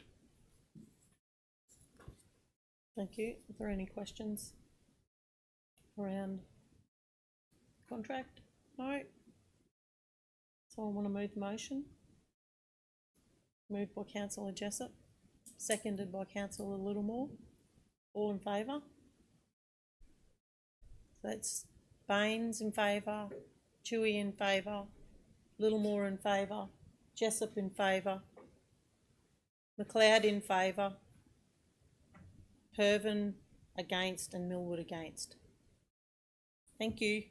That brings us to the end of our meeting, and we shall close at 2 minutes past 1. Thank you.